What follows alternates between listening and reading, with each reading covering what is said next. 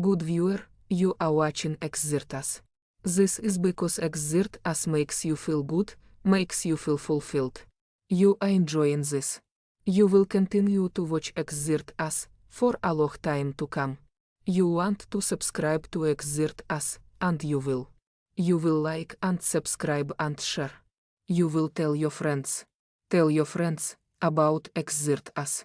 Your friends will come to like Exert Us, much as you are liking this right now, as we speak.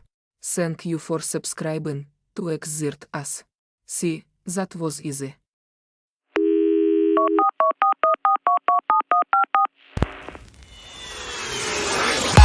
Hey, everybody, tune in to Recent Tartarians.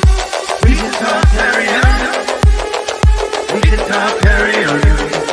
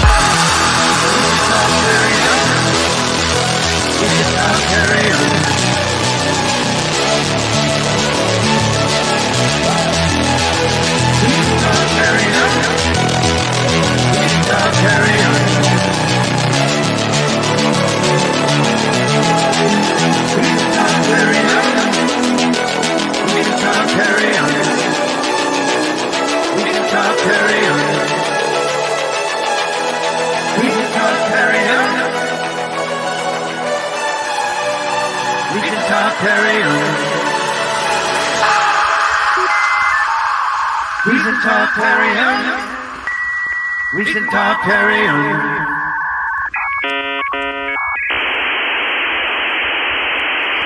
Hey, everybody, tune in to Recent Tartarians. Recent Tartarians.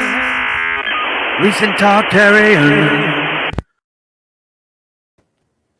I never watch your shows, so I forget how genius that intro is. I was like, I think I remember that lady is from a podcast and samples and all this stuff. It's just funny. And I was like, am I really watching a fucking loading screen? Really? A whole hog. Yeah, it does. It kind of reminds me of Hackers. I know some people hate Hackers. Have you watched Hackers in a while? I've never seen it. Wow. Yeah. Have you ever been World, experienced? I think is the idea. Right? Have you ever been experienced? I have. Jimmy so no. So there's recently like Hackers Linus Tech Tips, you know, he like blasted it. Yeah, because like he'd never seen Hackers before, and like of course, you know, it's the most important hacking movie. I don't know how I feel about that guy, for the record. Oh yeah, for sure. No, I mean I have feelings about Linus Sebastian, right? Like what a cool name. Let's start with that feeling I have about that. I've interacted with him on several occasions. Once to tell him like, "Oh, you're talking about Trump again," which was like or was it Elon Musk? No, it was about Elon Musk, like because he was really hating on Elon Musk for a while. I was like, maybe talk about other things. So I feel like that he was receptive to that, and I don't know. I like a lot of what he's trying to do. Regardless, not important. He's pretty famous. He's talking about Hackers the other day, like literally just the other day, and it's one of my favorite movies of all time. Hackers is one of the greatest movies ever made. I mean, it's absolutely like it. But he talks about why he hates it. He's like, first off, Angelina Jolie. What movie is she in that's good? He hates. You know, let's look about Angelina. I want to point out, Jolie. I pulled a card for this, and it looks like her a little. Oh man, I already skipped the part I wanted to do. So that was the thing I was going to say. Like, first off, I said this is a TeamRabbitHole style show, and how can it be without a number in the title? It should be like the Herbie the Love Bug with 53. Like, I need a number. Give me a number to start with, and then we're going to pull cards. Jim is here and Raph is here. How's it going? It's the born on date of the assembly line or whatever. So whatever. That's what you think. That's what you thought was going on. But in the future, when we look back at it, is that really what was happening? You know, what was really happening is we were talking, and then it went live at some point, and here we are. So you just happened to do it in chronological order when you were doing it, but it now exists, right? And that existence isn't necessary. Here, I'll pull some cards. Okay, I'm pulling a Jeremy Hernandez, a Mo Sanford, and a Chris Donnell. Okay, rookie card. Mint. Yeah. So what does that mean? Tell me. Means shortstop, which apparently Julia's father was a shortstop, but he chose bread over baseball, which we talked about yesterday. That's pretty wise, you know. Yes, I don't know how that all panned out. Anyway, what do you want to talk about? You were talking about Hackers. I'm going to talk about Hackers. I have a rant about Hackers. I got a couple of rants, and then we'll talk about things you want to talk about. But I just want to say my issue isn't really so much with Linus as such, because I've tuned into it. It takes all kinds. I'd love to see his chart. He's probably more Scorpio or Capricorn or Virgo heavy. He just seems like he's that way, very particular. He's a remnant of the French fur trading. That's how I look at him, or something. That's like adorable. There's this tenacity, but this like not huge size, so it's like a Napoleon thing going on. Since you say that, I'm gonna go do this. Linus. Is he? Or we're gonna do is like. No. This is just something I did one time. Advanced. Wow, that was a cat. Search settings, no.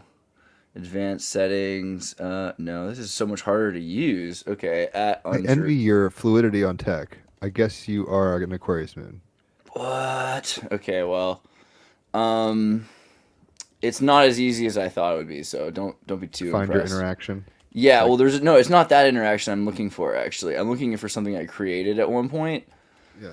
So, good luck. That's what I want to help you with, bitch. There it is. Okay, like, look. So of everything. I found AI early on, and I typed in to make a picture of Muhammad, and it made this picture that looks so much like Linus. It does. Enough. I mean, it's not like whatever. This is early Bing. Probably no, this is early Dolly too. This is from the early stuff. So I don't know. It kind of blows my mind. Regardless. Anyway, Angelina Jolie. She's in like a lot of terrible movies. Gemini. What movies is she in that are good?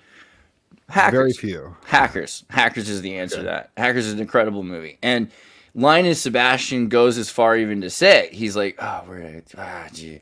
He says, like, in the movie, it doesn't make any sense. This is not how things work, but they're laughing about it. And he's like, either these people knew absolutely nothing about hackers, or they were taking the quote piss, like that they knew everything about hacking, and they're just not telling you. So and he's totally aware. And I think it's incredible because he literally taps onto it, but he just can't fathom it. He's like, no way. That would be too crazy.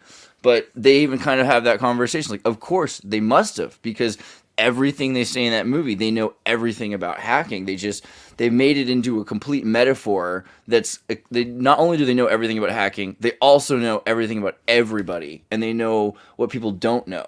And they know that if they talk about hacking too much, people won't understand it. They know their audience isn't. They know how to tell a story as much as they know about hacking. 1995.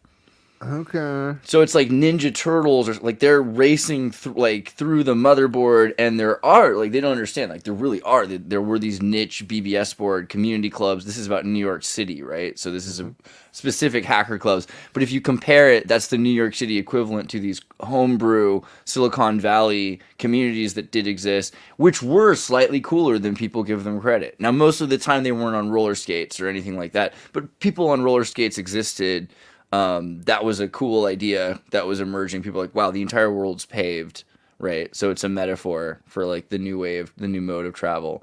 But the whole movie, they have, like, give a rabbit a shot or something like that, because it's like a rabbit, and they have all these little kinds of fake codes, metaphors, like, oh man, there's a worm in the Matrix. I don't know. It's like it's not real in certain I'll ways. watch it just for you at some point.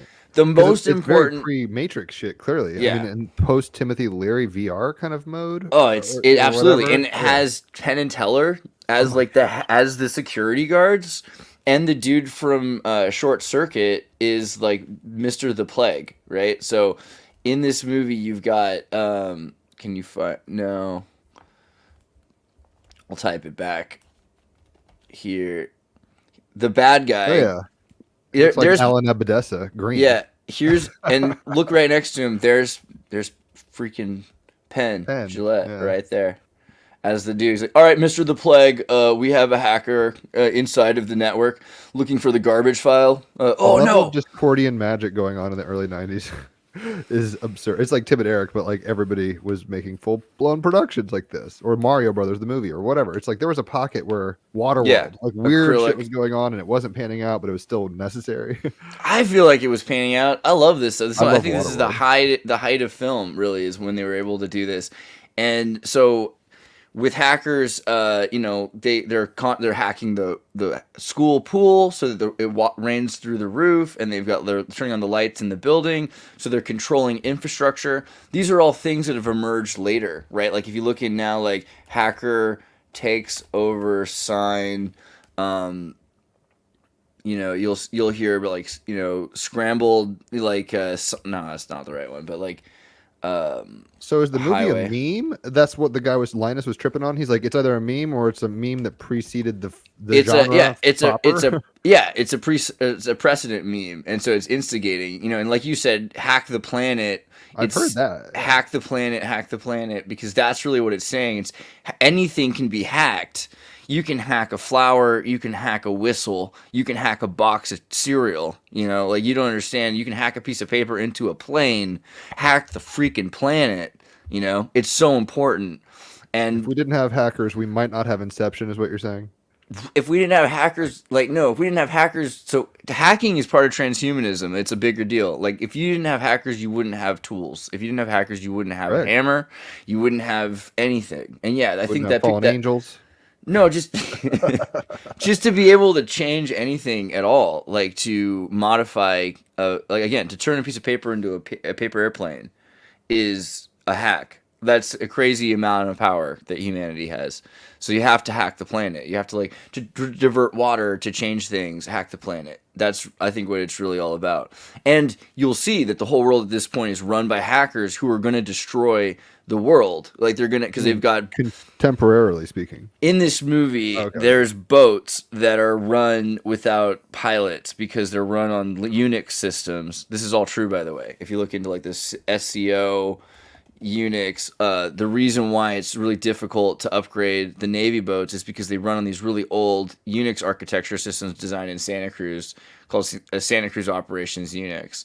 And this is what McDonald's used to use until they recently upgraded their entire Unix system to, I think, a BSD system. Although it might still be on an SEO, it depends because SEO is so heavily upgraded and so defensive because You it's need so a morphine drip, dude.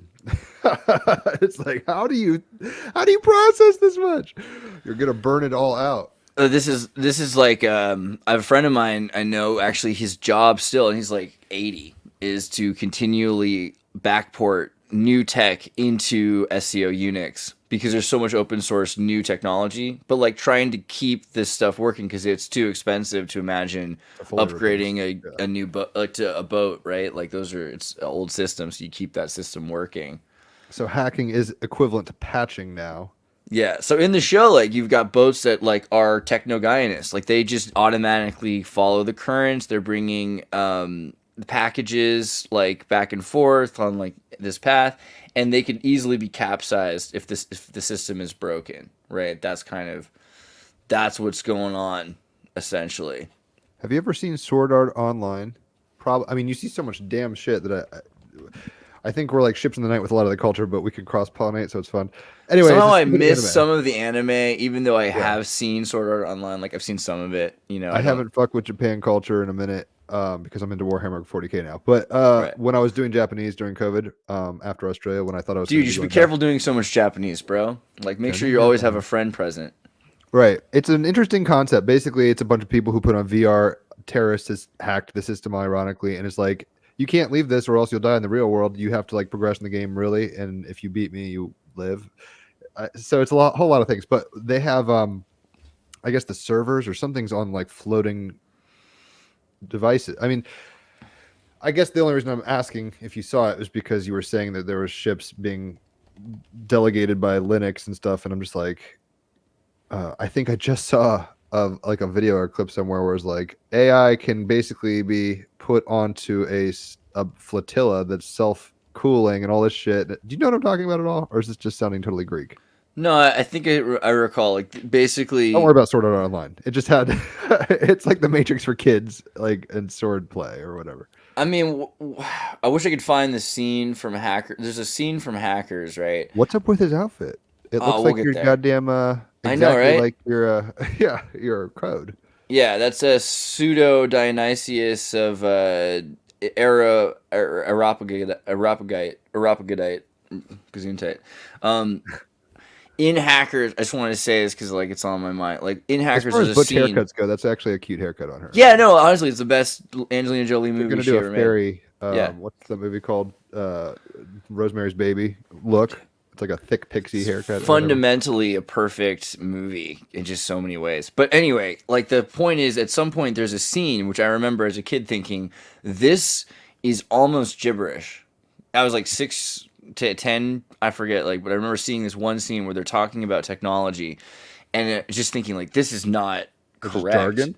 It's like they're saying like the Pentium 6 or something like that, and referring to like, you know, RISC architecture being super powerful. And I was just like, RISC architecture, that's like what's inside of your watch, you know. Now let's skip to like today. Like RISC is now the most powerful Now it's in your architecture. Apple Air. Every- what is called AirPod, Everything is RISC laptop. is reduced instruction set computers.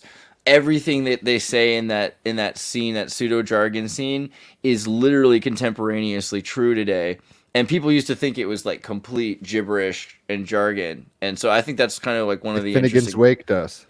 It's they like just they knew got exactly double. what was going to happen, but they Made were it sound. 20 years ahead of the time. And so people were like, there's no way. It has to be right now. It's like it has to be the IBM PowerPC processor, and they're like, no, it's going to be servers connected to RISC chips that are able to do exactly what they need to do in order to interact with servers that only have to do exactly what they need to do to reduce the load in TCP packets. And they're like, well, how do you know that? I bet those producers and directors were hanging out with Terrence McKenna and people like that. I feel like that was the scene. Yeah, like I mean, that's the thing. If you're making a movie, you get to meet anybody who's gonna like, because they're like you're in Hollywood. They're so interested to talk to you, so they're just telling them all about their technology, probably. And they're like, "Don't worry, I won't put anything to. Oh, it doesn't matter. We're talking about stuff that's 20 years ahead of the time, and you won't be able to understand the exact lingo." Like, so they know exactly, I think, what's going on, and you'll notice this. I've seen so many movies where you're like, how do they know just everything about So predictive. the subcultures? But the movie still sucks because they still edit it and they still make it into a thing that's not really for any of those groups. You know, a lot of the time they're making it for the broader audience, and the broader audience doesn't care about, especially 1995. The audience didn't care about computers. The audience cared about roller skating, explosions, right, and like electric bikes and Tron-looking things, and you know, like the things they knew were selling, right? That's why Game they did Boys were that. big. Video games were a thing. So the internet was like the new video game, and they were kind of looking Yeah. like, do you want to be Bart Simpson on the internet? Rock it out. This is how you do it, or So whatever. that actually is like a major point to the hackers scene video game. There's a scene in the in the game, and where they go to like a roller rink place, and in there they have a giant projector, and the projector is shown to play this game, and the game that they're playing actually came out like 4 years later, and it's Hydro Thunder for Sega Dreamcast. And so this was a prototypical game that they were thinking eventually people were going to sell, but it was also too powerful to run on local MAME, so it had to be something that eventually was going to be made into like something that was, you know, Home device. yeah, or a more powerful system like a few years later. But you know, it's also inferred in the game kind of that. Is that a black cube above them? Yeah, and he's standing. I wish I could get better scenes of them just like standing because. It's all good. I didn't mean to interrupt you, but I'm like, there's a whole lot of. I mean, it's the whole. What's that video game that's 2049 thing that's out now? Or is it 2049? It's like cyberpunk. I haven't played it. but Cyberpunk it's- 2049, yeah, something like that. 2079, Alright, 2077. 2077. Okay. It's like 49 seems too soon. No, 49 is for the other movie. That's Blade Runner 49. There you go. Or it's Kurzweil's Yeah. Wet Dream, like popping off then. Speaking of which, In the video game, though, eventually, like we realize that they're so good at playing the game that means they're good hackers. And so what they're trying to say with that is like, okay, it's really like these kids' generation. You know, like the fact that they're newer and that they're born in the technology. digital. Yeah, they're like digital kids. And so they're, you know, I think that's lost on some people because they think, oh, well, like, why would a hacker be good at a video game? Like, what does a video game have to do with hacking or something like that? But probably in like the 80s to the 90s, like a shift happened where your brain is developing for computers more, you know, and if you're raised in it, like you think differently and are more responsive. Because before that, you were worried if you like cut something in real life that it would be done, right? But Like digital tape loops and stuff? yeah, well, digital people all of a sudden, yeah, tape loops. Yeah, I think yeah. really affected a lot of people's psychology. You know, in general, if you cut something, it's broken. But if then else, undo button everything for the rest of your whole beginning of life, it changes how you think about consequences. So you have new, quicker responses, willing to make mistakes in ways that someone's a little bit like they've got a built-in trigger not to make that without thinking about it. That's There's probably a a great hole in point the because I bucket. was always wondering how, especially, yeah, just like you said, people of a different generation or quote unquote older generation, they get set in front of any type of interface software. It can be a simple app or whatever, and they're just confused. They don't know what's going on. And also, usually, they're afraid to press any button, just like you said. And I remember, way back when I was like learning something, maybe even way back when I didn't even understand the English language for the menu screen, You just click everything, and eventually you figure out what it does. Yeah, but that's definitely a different approach than if you were only used to deal with real life consequences, where you may accidentally kill your cow or something, where you wouldn't play around with that, right?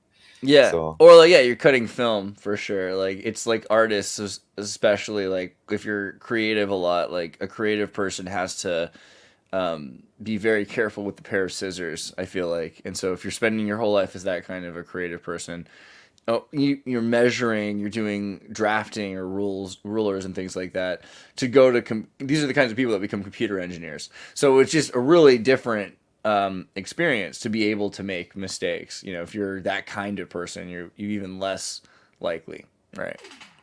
Dude, that What was guy that? though. I thought I just heard a drum loop. That's my it's a text message probably or a notification. All right. It sounded like I was gonna say, like I was gonna hear wedding bells in that '80s song. Darth Call is now in the in some sort of a he's doing a thing. This is Darth Call's great. You should know.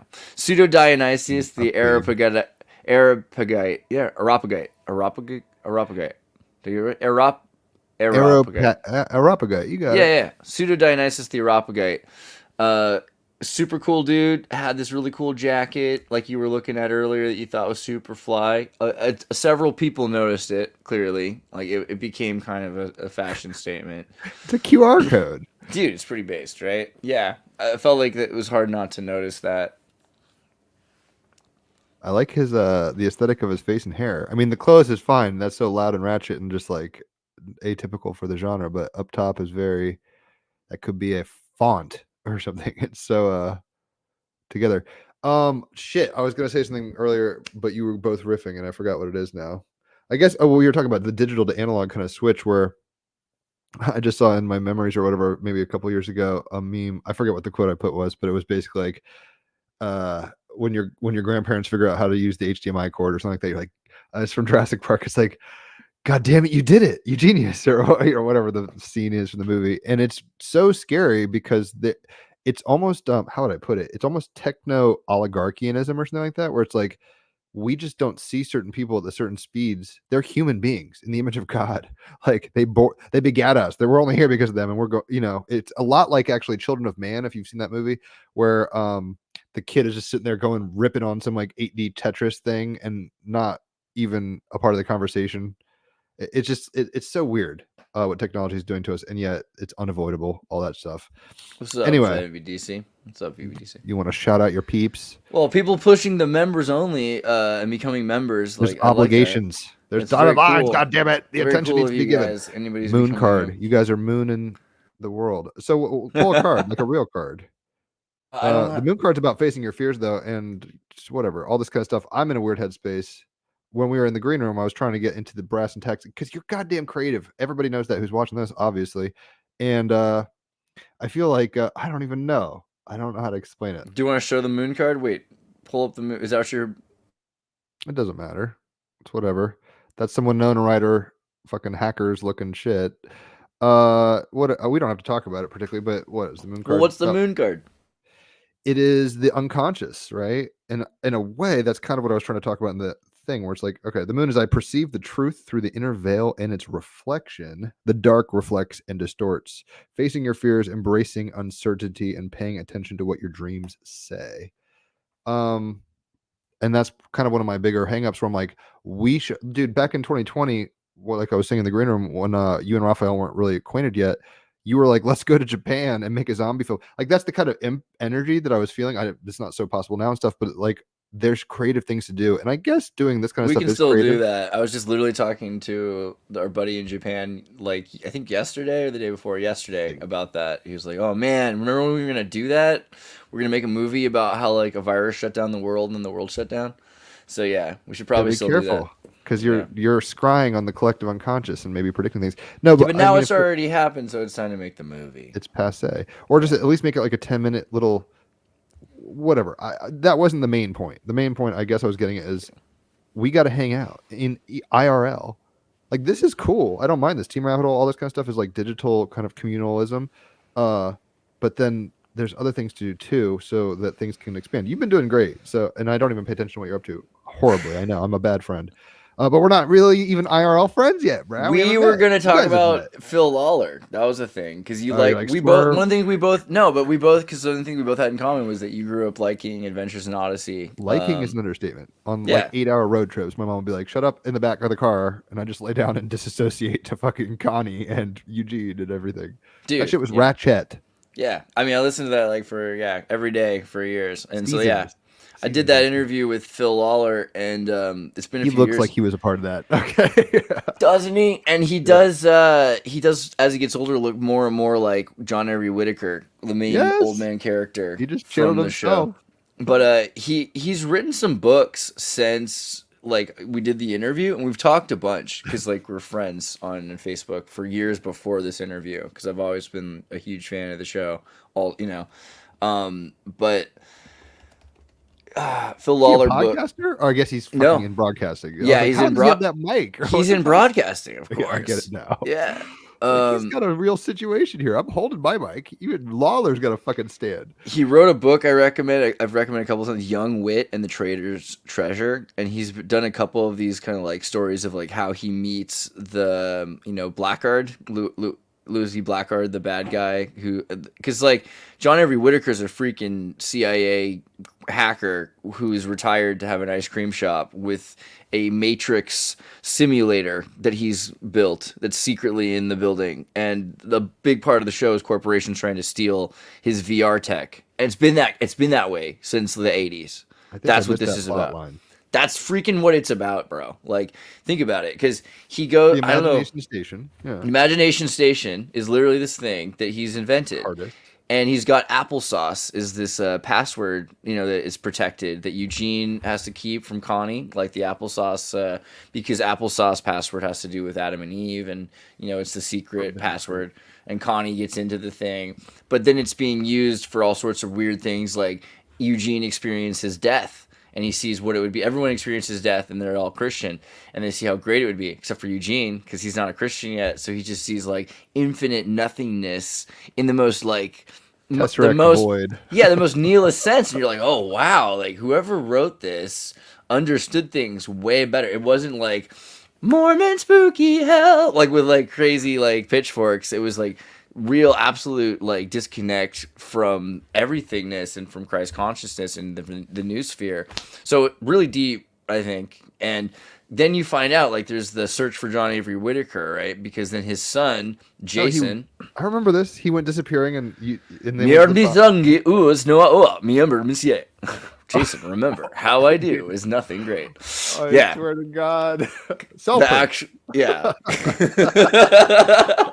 Literally, They we're were programmed. fucking our minds so hard, bro. So programmed by this Focus on the Family Christian radio show, dude. Really. That we don't have a family to focus on. Yeah, like what's up? But so then Jason us.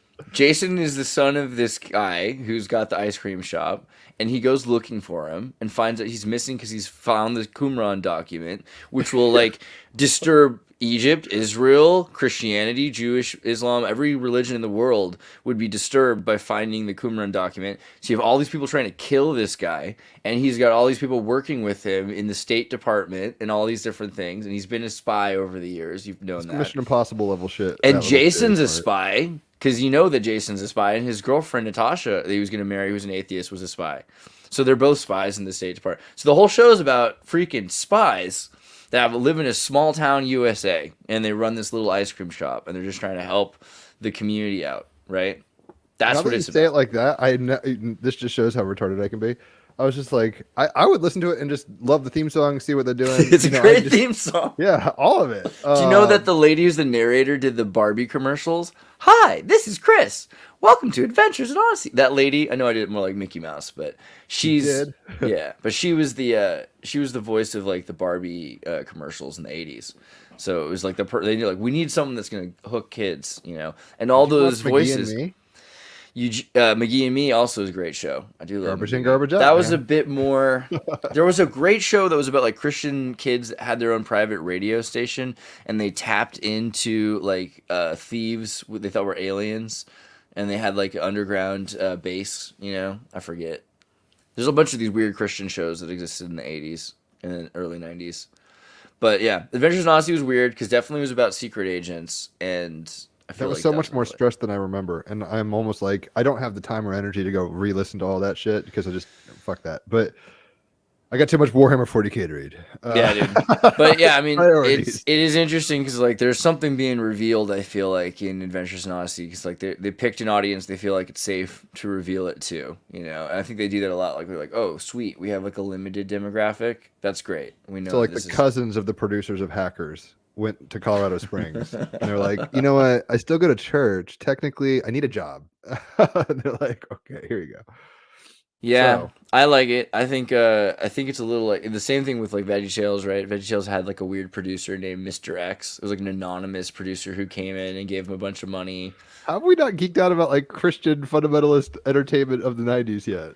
I mean, I've I always didn't realize wondered we were about into like it. especially like Christian music, right? Because Christian music was secularly produced, and so you have to wonder like how these certain bands rose to the top. And have you ever remember Skillet?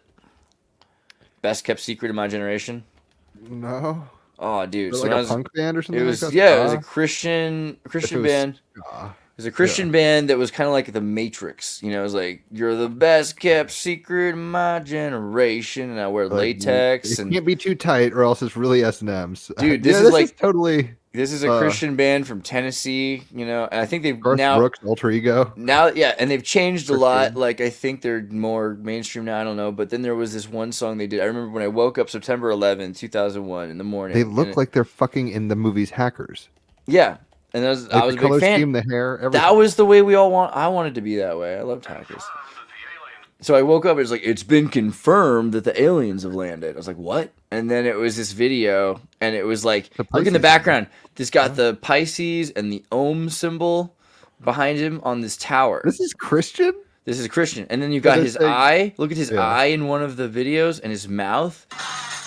He's got his mouth and his eye in a different screen, and it's saying. Deconstructionism. And it's saying he's wearing an army shirt because everything was all about the army. You know what I mean? All of a sudden, and it's like it's get confirmed that the aliens have taken over. The aliens have landed, and then he's like, "Come on, freaks, let's go! Like we're taking over the world with the alien youth. We're taking over the world. We're not gonna leave. We're taking the alien youth. We're taking the alien youth. We're the alien youth. We're taking."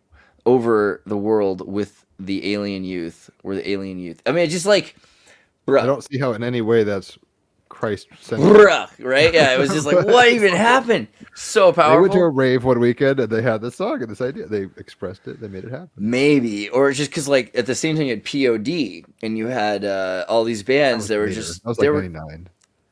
well. Whatever you This just was showed me was, 2000. like, mid- No, that was 2001. That came out. Ugh. That came out right around. Yeah, it was like That's rough. post Matrix. They're trying to keep up. Yeah, Because they were, POD was like but- 99, 2000. Yeah. True, but they were like the point is they had all of these vibes about the apocalypse, about the alien youth, about like a new kind of weird like tech. Yeah, Christianity was not Christianity exactly. It seemed like it was something else that they were trying to create, which is interesting. But like secularism trying to take over. That's why my Nana won't let me pull tarot cards in the house. Same shit like that. Like it's just a door. Pisces symbol. Next thing you know, you'll be a witch. Raph did not grow up listening to Midwestern American Not secular to Christian Skillet, music. no. Yeah. No. And I was like, if this is the Christianity you got, well, I mean, I don't know if I have to comment further. Bro, what does that mean? No, you do need to comment. is gonna further. hate. Actually, that is interesting. No, so the you thing didn't is have a Protestant punk rock Christianity and skateboarding. DC Talk was my first concert. That shit was Yeah. real. What would Supernatural's a Jesus great do album. if they found? Well, I want to say think maybe was that Jesus freak? exists, but I just find it very strangely typical because that's why the Vatican is also always hosting this interreligious dialogue, Yeah. Keep it hip. Wonder why, everyone can think for themselves whether it's because they really are different factions that need to, have peace talks, or whether they're just meeting because they already are all of the same faction. So I'm just wondering, at least organized religion, of course, why would they have an Om symbol in a Christian fundamentalist propaganda My movie. theory. I mean, You what is tell me that? if I'm wrong or right. Is it like the Babylon horror city, and they're like, we're taking over that? I mean, is that the kind of idea? So Like what the I'd like world? it Oh, to be really? is So it's that's a the really bad thing they want to fight? I'm with Raph on this. I think he's on the other side. It's not that. They're saying that this is the Jesus is a one Pisces. true God is oneness, and they're saying that Right. before It's the the flood, Om and it's the Shiva statue at CERN, basically. yeah. And Pisces, it's the age of Pisces into the age of Aquarius. And then they're saying that the fish, right? The symbol for the fish, so using an astrology symbol and they're using a Hindu symbol because they're saying, look, we're so sure that this is universal truth that you can find it even here and you can find it even there. But at a certain point, it's going to fold back into the one truth if you're trying to go the one direction. So they're trying to so I think it's actually like a positive thing to an extent, but you'll notice there's no cross, which I think is Right. very interesting. Yeah, Right? I was like, I would never have known that's a Christian music video. People were doing that more and more. They were saying like, what if we made positive alternative? There was all these kinds of Let's new. smoke weed and watch Fight Club and make a rock album, guys. I think that I don't know. A lot of these bands that were like Christian bands that were like, we can't sell like in such a large. We could be in the bigger section, the bigger bin. If our CD doesn't say Christ on it, but we can still sing about that and like try to lead people into that vibration or something. I feel like that's what they were trying to do, which is again like what Jim was just talking about is like DC Talk was the opposite. They were like, what if people found out I was a Jesus freak? Well, that's the Jesus freak album. Supernatural is a lot like that. Dude, this video is freaking nuts. Like it looks like a World War II propaganda video, like if you think about it, and then cut with dudes in prison, back and forth. They're like projecting this like crazy war propaganda while he's singing about how he's a Jesus freak. I mean, it's they're just talking about like martyrdom and like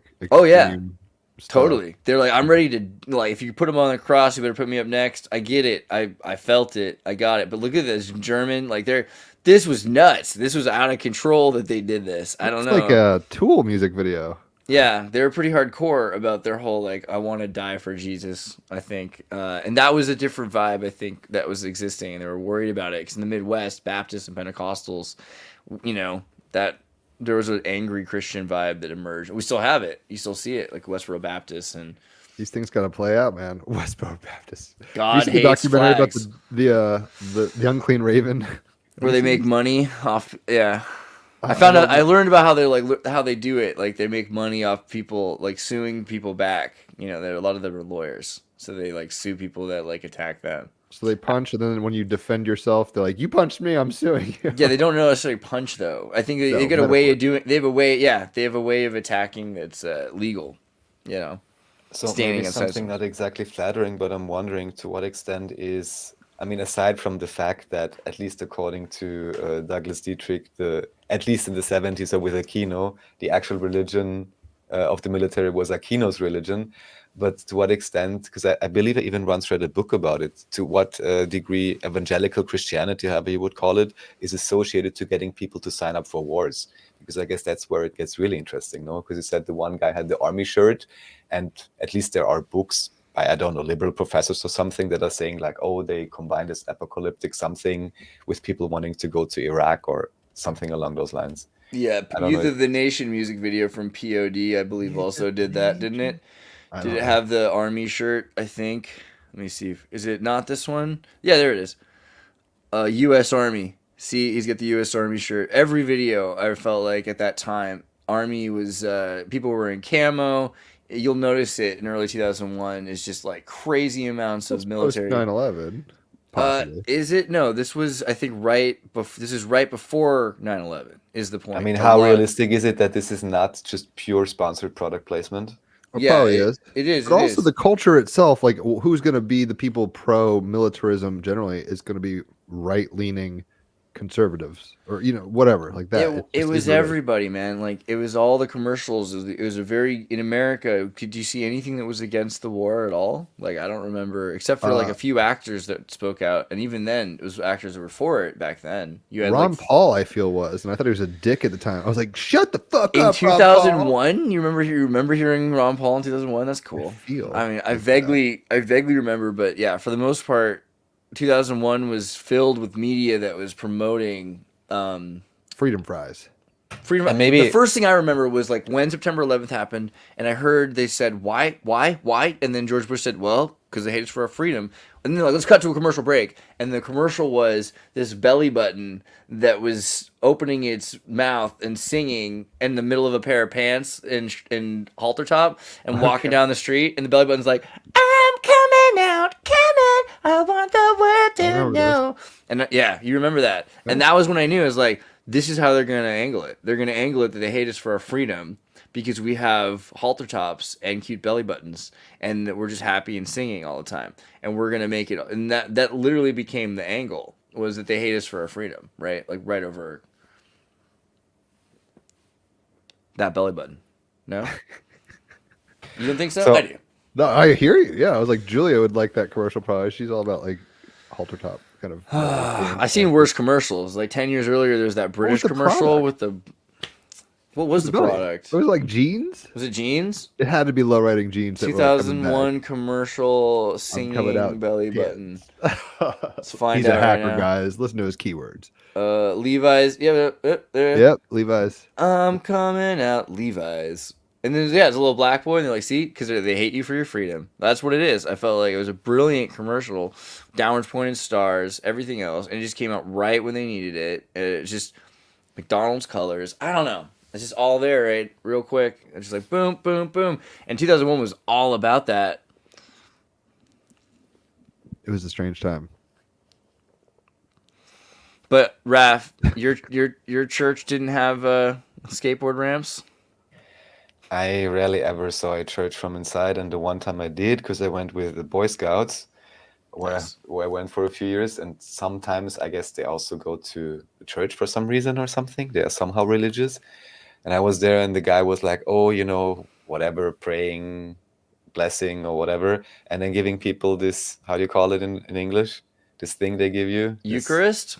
Yeah, it was like this small piece of Communion? of bread or something. Eucharist? They don't give you bread, but there's a proper Communion. name for it, what it actually is. It's like a Eucharist? piece of paper The or body something, of which you're supposed to eat, no? The communion wafer? It's a wafer, right? It's like a wafer made of, I don't know what it's made of, probably The body plastic or of something. Christ, Yeah, Raph? Right. So they hand that out, and then of course they kind of knew that I didn't get baptized or anything. So then it was like, oh, you don't get it, and I had to stand to the side or something like this. So that was my one Culty. experience of actually being inside a church ceremony. That's pretty funny. Yeah, a lot of churches will let you do it anyway. Catholic Church, they really don't want you to. If you know how to do it, like I Called think fencing the table. you gotta learn how to be like a Mason at sight or a Catholic at sight. I think if you know what all the moves are and you haven't really stood out, like what's the big deal, right? I think that's as long as you can do all the rituals. I think they let you do all the rituals. But if you, I would take that shit so seriously that when I wasn't in the right heart space, I would be like, even though I'm a Christian, I'm not going to do this right now. So that it's happened with interesting. Seamus one As time. much as I understand about it right now, I'm not exactly sad that I didn't participate in that ritual, I have to say. So Yeah. It's, Well, we it is should. an Atlantean ritual, right? I don't know. I think it's Yeah. it depends on what you think. Like, I think because of how weird it is, it's in a weird inversion. Like, so we should think about how weird Eucharist is, because Eucharist isn't supposed to be, as far as I can tell, this 200 year after Jesus Pauline sacrifice thing, where you're eating him to like be atoned by human sacrifice. But the idea that he did eat with his followers and his friends right before he died as his last thing he did before this like crazy assassination prison martyrdom, that seems important, right? Like people that spent time eating with each other and sharing with each other and what that means, like that seems like it's probably important. Every culture has its binding rituals. Yeah. That's just what it is. I mean, And an eating together ritual. wait, but does that is so mean like unifying. every time I go to church this way, I'm like preparing all my friends to the next day be hung up on the cross? No, I know you don't, because Jesus already died on the cross for your sins. But the Eucharist thing seems like a different thing. Like I think a church should have donuts. I'm all right with that. I think a church should have food that it offers people. You know, it doesn't necessarily have to be. Well, here the communion Krishnas wafers. certainly have a smarter way to just give, somewhat decent, Like, healthy vegan food. And that's in fact, I think something I have a story. One time I was at a Catholic church, and I've been to a bunch of them, right? And my mom likes to go to Catholic church, and they do the communion wafer thing, and it is what it is. But after every church, you have the donuts that people go after the church, and they sit and they eat together, and they have coffee, and they're eating donuts. And that's the secret real Eucharist. Like, the thing that they're doing in the church is just this kind of phony baloney, because it's not real. Sorry. It's not really what Christ did. And he didn't speak Latin, and he wasn't in a big building, and it's just, so you know. But the thing outside, with this long table, and they've got a bunch of baked sugary goods, right? Have you ever seen like Jewish bread when they it's like a donut, like it's more like wrapped around and stuff, but it's like softer bread anyway. And yeah, people are talking and they're interacting and they're doing everything. So there is still the thing, because it's natural. The natural thing still exists, and it has to exist. But people don't ever value that. They don't understand how important it is. Yeah, It's a agreed. trip. Yeah, I mean, It's just funny how far, because at least, you know, with some, I don't know the details, which denomination, but some gospel churches or whatever, you know, at least they're having fun in the church, you know, or something. But with certain variants of Catholicism or something, I'm like, this is like the most boring and, I don't know, almost It depends. scary Sometimes thing. it's not supposed to be fun because it's supposed to be a ritual, and other times it's not supposed to be a ritual, it's supposed to be fun. So I feel like the Catholic Church trying to do both is a bad idea, but like they should pick which rituals they're gonna do. Like, it's cool if you're gonna be a ritual organization. Like, I'm not saying they have to do. When I was a kid, I used to think, oh, it's boring. Well, okay, no, then there are churches for that. There are kids' churches with VeggieTales and skateboarding. got and- rock videos with Pisces symbols. Yeah, we got It's all fun, of that. guys. It It's exists fun. now. So I'm not saying that the Catholic Church should become that. The Catholic Church should go back, but it should go back further, I think. It shouldn't necessarily be doing, like, its obsession with Latin is weird. If it should goes go back far enough, you know what has to happen. It should go back a little. It should go back 2 weeks before the crucifixion of Jesus, and it should just Isn't try there to an stick Adventures to of something Odyssey along episode those about lines. that? I'm I sure think- there is. I think that, but it should try to be like what happened in Christ's life, not 200 years after Christ's life. All these people, even after Christ's life, right away, like 34, you know, you've got an axe on. I don't think it's really the right thing to emulate that over what Christ actually did. So they still have work to do to get back to that. But right now they're trying to emulate kind of mythological Roman rituals that are about Christianity from Neoplatonic Greeks, from that dude we were just looking at, pseudo Dionysius of Areopagite, because, you know, he was all about that. And I think that's kind of why we're in that circumstance where, you know, people are like, well, should we become completely new, or should we become like we were halfway? Like, because they don't really know what exists from the, because like you said, the word martyr, like martyr means witness.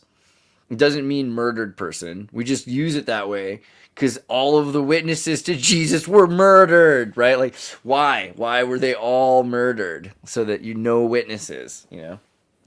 Interesting. Yeah, they don't want people to know how Jesus lived, and they want people to focus on the last few pages where he died.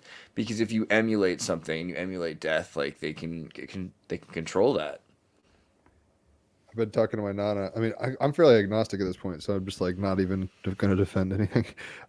Jim Henson had a little quote in Rainbow Connection, because he was definitely like a New Ager type more. And in the Tavistock at MI6, right? Was he? Wouldn't surprise me. For an American from Mississippi. An American from Mississippi, he was in the British intelligence, yeah. That's what's up. But yeah, somebody said something, somebody believed it. Look where that's gotten us so far. In a sense, there's no escaping culture, and then we just bash each other with our preferences and then ridicule the things we don't understand personally. But I think in some strange way, there has to be a level of compassion given to the apes running around this spinning rock, just shouting stories at each other, and through dominant hierarchies, establishing cultures. And you want to be in it. I mean, that's why the army shirt, right? It's like, who knows how many kids really want to go shoot and maim other human beings, but they definitely want to be a part of a movement. Yeah. Beatlemania, same thing, but for very different reasons. Culture's weird. I mean, McKenna said it's not our friend, but it's the software through which we operate, so it's unavoidable. There's no stoic, even stoicism. I mean, there's no like pure neutral position, if that makes any sense. Like, we just can't do it as humans. It's pretty interesting in Chardin's writings from the war. Chardin, the Jesuit priest, obsessed about, who's into metaphysics and Christ consciousness and everything. Like, but he has a lot of writings, and some of them were while he was fighting in World War One, and so he talks about like towards Superman and kind of these ideas that were being wrestled with by everybody, like the Germans, the Prussians, like even the anarchists, because a lot of the anarchists thought that there could be a Superman as well. But he talked a lot about love, and he was thinking about how interesting it is, because he has ideas about love, but some people don't understand love the same way. And most people, when they like go to war, they're like, "Tell my family I love them." So there's something that he finds is that love seems to, you drop love for yourself and you start to love what made you, and what that idea of like loss or sacrifice is so tied to love. But I think it's mainly because we've taught that that's what it has to be. Like Lacan says, like love is a gift you give that isn't wanted when to be received. Essentially, something that it hurts to give, that you don't want to give, that isn't wanted to be received. Often because it's a perversion of our ideas. On both ends of the reception. So I mean, soldiers are interesting because that's when they start to connect with their primal sense, like they're all of a sudden their primal feelings, and they can't help once you start trying to feel everything and trying to really sense everything out. You can't help but feel love because like that's something that's like a strong feeling. Love is tricky. I was going to look up Pierre Chardin's chart really quick. Is that even like an available thing? I'm sure you could do it.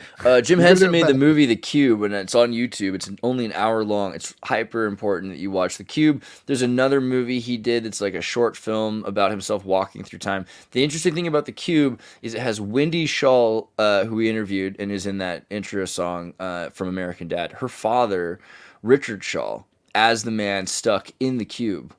And he's also from Slaughterhouse-Five. So an interesting film that was made by Jim Henson of the Muppets in 1969, all about being trapped in a cube. Very metaphysical movie. And then like Jim Henson experimental film. I think I can find it. Timepiece, is that the one? He did so many of these interesting ones where he's like, is this it? Where he goes through like space-time? The banana. He sees so many weird things. Psychedelics were in full effect at this point. Whistler's mother. Yeah, I mean he's so young. Yeah, I don't know. You gotta see Jim Henson's experimental films. They're pretty wild. I mean that's something to check out for sure. He was fucking around like you do, bro. That's what I'm always. I mean, these people don't have to be on drugs necessarily, but the creative spirit transmutes that which is a part of at the time. So it's like it doesn't matter in a weird way. Did you find Chardin's chart? No, I mean, Jesus Christ, no. I looked like so minimally with one hand that I'm just like, I don't care enough. Chardin's birthday, Teilhard Chardin's birthday in natal chart, but I don't want to type it all in and all that stuff. Unless you're like into astrology. May 1st, 1881 in is it Taurus? Orsins, France. Okay.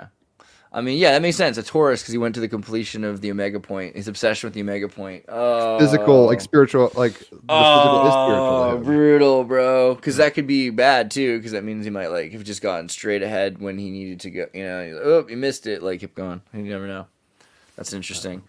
I like the idea of the Omega Point in the noosphere because what it says is it answers all things. Like for atheists, theists, agnostics, all at once. It just creates a new answer that answers all things at once.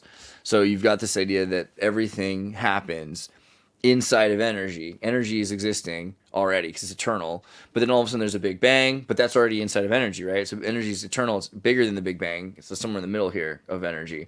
It's like, and so in the hands of that, but then eventually there's an apocalypse. But even as things are, as it's happening, as objects are moving other objects, right, in this thing, they're being integrated because they're happening made of energy. It's energy that's making the matter. So it's just energy doing it, right?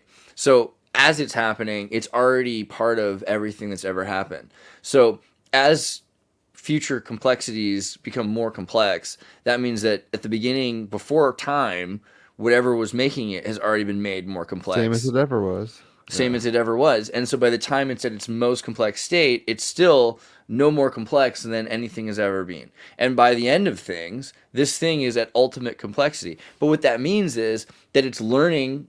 So, people get upset at that. They're like, oh, the idea that God is learning or something like that. Well, not in the sense that we think it is, but it changes everything by the time it happens, right? Because of that. So that what we're saying then, if this is like energy, then you either say this is like a non-humanist thing, you could go atheist with it, but at a certain point of complexity is clearly becoming, atoms, becoming molecules, becoming cells, becoming organisms, becoming a superorganism, immortal humanity. We're like, humanity's never died. We've had persons die, like cells, but the superorganism is immortal. It's never died. Like, humanity's just kept going, right? So we have to start looking at it like this thing that is happening, that is kind of, it has changes that occur, and we're thinking, oh, these changes are super huge because they matter a lot to us, but really in the grand scheme of things, humanity is just this immortal jellyfish that's been going on. A Pisces would be way okay with that. I'm not against that. I mean, I think 2001: A Space Odyssey, the books, at least, and definitely the movie too, probably show this kind of, basically, it's a progressive inhabitants of the space that already is. It's like you're a nautilus that's growing into the shell because to fit it exactly. So in a weird way, I mean, we talked about, I guess I talked to some guy the other day on Facebook Live, where it's like there isn't, for us to differentiate material and spiritual, that's like kind of a psychological phenomenon, but it's like we're involuted spirit having such a concretized experience that it's expanding into spirit from the whatever singularity to, from the point in the monad to the whole circle. And as you're saying, it probably is just one big thing, but it sure feels real while you're in it or whatever. It's like we're stuck in the soup while it's happening. Well, that's the other thing. Because of that, is personification or theism really that incredible? Is it that crazy? Because at a certain point, if we're talking about that much symmetry, then the idea that we end up in symmetries and as a larger scale consider a coherency some sort of a superorganism, then is it that unlikely that you would say that all of energy, all of essence itself, has learned from everything and is itself in principle some sort of a coherency in form? I mean, if that's possible, because it makes more sense that everything is more aware than less aware by the fact of creating the creation. That's I think kind of the idea, that it actually is it becomes more like a person just because that's something that works in reality, and so now that's something that it can do in a more permanent and perfect way from all of its experiments. What Manly becomes P. more Hall like a said- person? go ahead. You mean in terms of the form of a, like you said, chemical organism individual, or how do you mean? Well, maybe not in chemical and terrestrial sense, but the lessons learned from coherency could be translated into something more celestial. And so all of a sudden, energy itself is aware, or a person in a sense. I don't know exactly what that means, but the idea that energy is completely chaotic and without coherency or awareness or self-awareness, I don't know that makes more sense. I feel like the idea that everythingness having some self-awareness makes some sense. Well, yeah, definitely. And it seems any and all energy is always organized by fields, and the fields appear to be what is, the consciousness or the aware aspect. And this concept, because it's also in many spiritual teachings or whatever, this idea like God is learning. I also haven't figured that out, especially if God, or this idea of the omega point, is actually outside of time and space, the way I would describe it, right? Then it's really a matter of perspective if you have even time to learn. If you're outside of time, everything is laid out in front of you. Time is like a circle, or however they say. So yeah, I would rather go with the idea that, as I said, everything is aware and probably already always has been perfectly aware. I think it's only from a human perspective that we can allow ourselves to be so unaware of so many things we could actually perceive, intuit, or just know. Yeah, I hope it's all because it's just a grand experiment in terms of, how ignorant can you be as energy when energy in itself should be super aware, let's say. Yeah, so that does feel actually more realistic. Like the idea that it's like, how little can you know and still function? Yeah, kind of like that, kind of going hardcore in engineering something that, How It's the imagination station, but you forgot to leave, or something. It's basically. I think Manly P. Hall said something about like we're the atoms of the gods and they make us up. Hinduism strikes me as something like that, where I think what's going on, and in Egyptology and stuff, I don't think this is happening so much in modern theology because we developed new ways of apprehending reality through cognition and literacy at large. I mean, there's kind of there's a feedback loop a little, but earlier religions, it seemed like we're just trying to describe animistic properties through personage, basically. I mean, Sadhguru and people are like, look, there's no blue man called Vishnu. It's like, this is gravity, but or whatever, it's like that, or it's like these are the processes of reality. That's what I used to think, like Hurricane Katrina. But now I'm starting to wonder, because if things form into coherencies like diamonds and persons, then why not? Why isn't it then all energy has a level of self-awareness, and then self-awareness, because the other thing is memory, right? Like memory is so difficult to produce in geology, so that we need life to do it, because it's repetitions of recordings of explosions that then go off in chains, and then that lets it know what kind of things to record for new explosions in DNA. So DNA itself is geology, but recording memory, right? So it maybe in celestial sense we have perfect memory, but you can't tap into that perfect, like that Akashic record we talk about, like the bandwidth is too high. Yeah, all that awareness, but you're probably supposed to not know things so that you can be a personal computer and calculate. So now this is one of the links I got that actually perfectly fits now. Maybe you want to pull it up. Is that why you were making that face? Like, none of this is what's related. No. If you have pictures of jumping castles for next time, I do love jumping castles. Yes.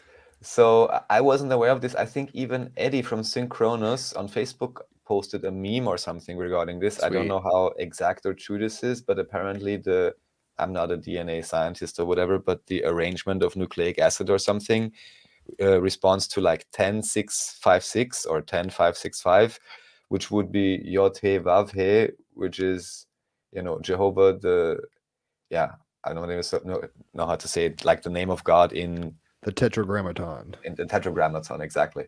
And this, of course, would be interesting if this like genetic idea is, I don't know, encoded. The fundament of reality. I mean, I wouldn't be surprised. So, right, that's kind of what I'm saying. We're like we're all lisp. I mean, it is what it is. I don't want to sound like Ram Dass, but it's like, guys, we're all in the same school, and certain kids were geeking out over that book, and then this kid was playing Barbie dolls, and this kid was fucking eating sandwiches.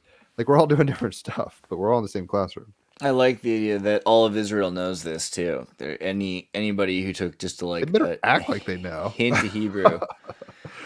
I don't think they're acting like they know right now. I don't know. It depends. Well, nobody is. It's all. That's a real scare that we probably should avoid talking about. Is the problems with too much knowledge with genetics in Israel, but. Actually, Julia was kind of alluding to clones and stuff yesterday, and that's just an area that I don't tend to fuck with. But it's like, I mean, the one thing, cloning. I mean, we spoke about cloning before. Everyone, what's his name? Just compare pictures of Biden from 10 years ago. But the one thing she mentioned, which I had heard once before, she said that in Romania she remote viewed something, which was like an underground crystal cavern or whatever, where you had these super advanced devices which would show basically the Akashic records. Yeah. Who is Jon Stewart's friend who has his own show, who has black hair? I'm listening, Raphael, fret not. It's okay. Everyone is like going that in a different direction. Jon Stewart. Oh my god. Jon Stewart's buddy who has a show that everyone watches his show, and he's funny and conservative, fake conservative, black hair. Oh, Colbert? Colbert. Okay, so Colbert did a thing recently. He's a hardcore Catholic, I'm pretty sure. He did a joke where he's like, "I'm sorry, guys, I went on a Catholic bender. He's like, I can't even remember how many what was it? Hail Marys have done. I did a Hail Mary and a Our Father at the same time, a Catholic speedball. I can't remember how many sacraments I've done this weekend. I'm sorry. I just like woke up, but like in it, one of the things he's like, I tried to avoid it because it was like I tried to avoid it. It was Lent. I had like a Lent. I got bent on Lent, but I went and I tried to join a couple other cults first. I looked into Scientology, and then he says he looked into Raelianism, which I thought was really random and interesting. Not necessarily Raelianism. Can I find that? Never even heard of it. Raelianism is. It has something to do with the Jewish star. Well, yeah, it's that is your exact QR code. Well, so this is internally. Well, that's a little different. Mine's more like the picture of Muhammad's and Ali 4 times. But Raelianism is a cloning cult, essentially, amongst other things. So this dude believes in aliens and says that we come from aliens. And I just was looking at the Unarius cult connections to this too, randomly because there was like Children of the Stars documentary, which is actually I did a pretty cool thing I thought talking about the Raelian cult, but this is maybe slightly better because it actually talks to some of these people now. They've interviewed them today, and they're Are like, these yeah. just clumsy cosplayers? I'm just at that There, point. there are people who believe that like Star Trek is real. Essentially, I think is and that they believe that all the sci-fi movies they saw kids were like visions of real things. They're the kind of people that believe that L. Ron Hubbard was revealing the truth. Like they would have been like, "Yup, Xenu, yep, for sure," and that they're angels on Earth. And they went out and filmed these films about dudes like meeting aliens, and the guy still believes it really happened. Like the movie, he's like, "That was a movie to reenact what had actually happened." Like, so it actually, I had a fear of alien spaceships, and I realized it was because of self-guilt about what we had done and all. Like this whole group of people. And Reagan was into this, like a lot of really important celebrities. Walt Disney was into the Unarians cult, etc. But the Raelians kind of picked up pace when they had an internal fight in the Unarians cult between one dude who was like this Anton LaVey figure. And so out comes Raelians in the France, and they're involved with, I've talked about it before, Clonade. And Clonade was a company that the Raelians started that was for cloning, that was financed eventually by Jeffrey Epstein. And Epstein also put a bunch of money into several other cloning or in vitro therapy clinics in the Caribbean, right? And so there's all these clinics where you can get in vitro therapy, and people don't realize they're actually performing cloning right now. And Clonade said this started in 1997 Right around the time of that DC Talk album. they said Eve is it going to be like a 19 by 2002 they mentioned it, but 1997 I'm pretty sure is when you can see like the earliest references to it. Eve was born in Israel. Are they talking about Israel? Can I find that? So she's 23, 22 right now. Yeah, She's still alive. the clone was a clone child born outside the United States living in Israel. Yeah. And the mother was said to have been a 31-year-old with an infertile husband, right? So this is where you start to see like the trend for how cloning started to emerge. And arguably it's been going on since the 80s and other circumstances, but it's become multiple labs have started to do it since at least the year 97 to 2000. And by 2003, you got a relatively commonplace occurrence, which means that you have full-grown adults at this point who are clones that are around, and especially where is she? Eve is in Israel. That's her dub name is She's Eve. probably not chilling on the Gaza Strip right now.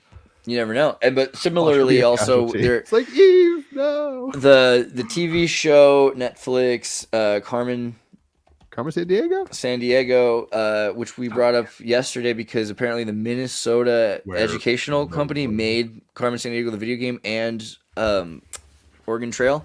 But I don't know about all this new shit. The OG thing, the game show, that was what's up. So it is, absolutely. And hold on, just because you said that, I'll just go to my more recent post about that. Oh yeah.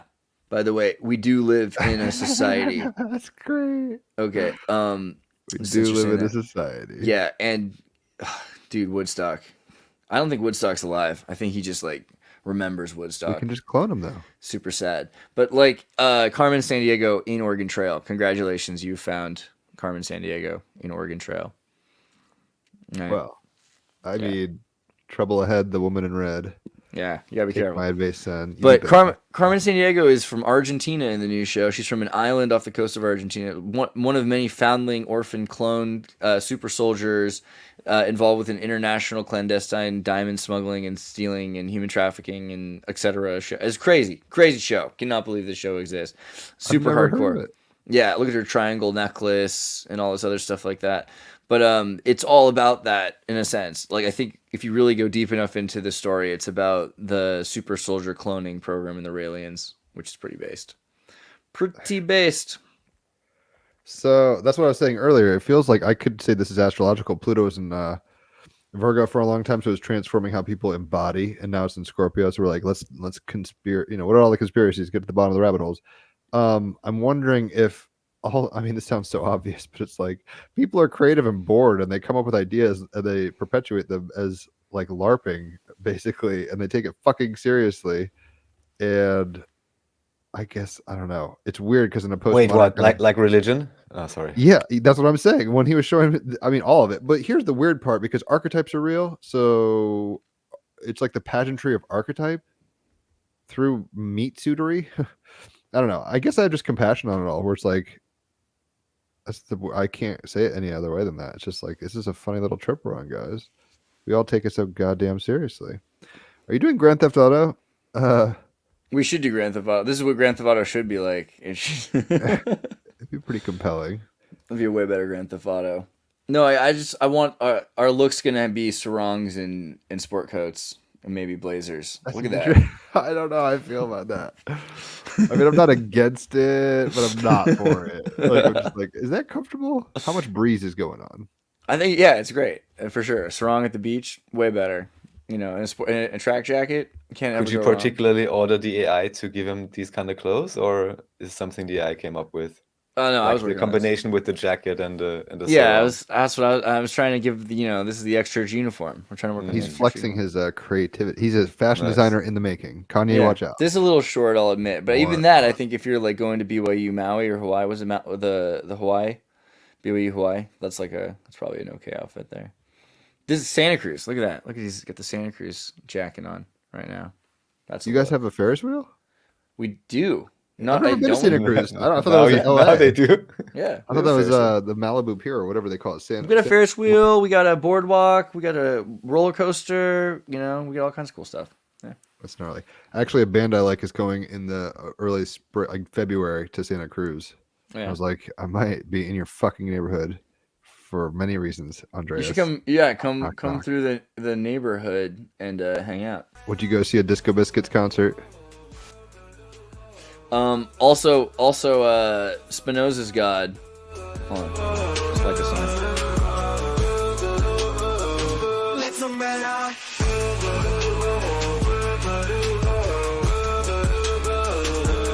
No? I'm just thinking that the interval at the end of the melody where it goes down, it's almost a tritone or something. It's interesting. It's an interesting choice. It's almost AI is Dadaist interesting. music. So yeah, totally.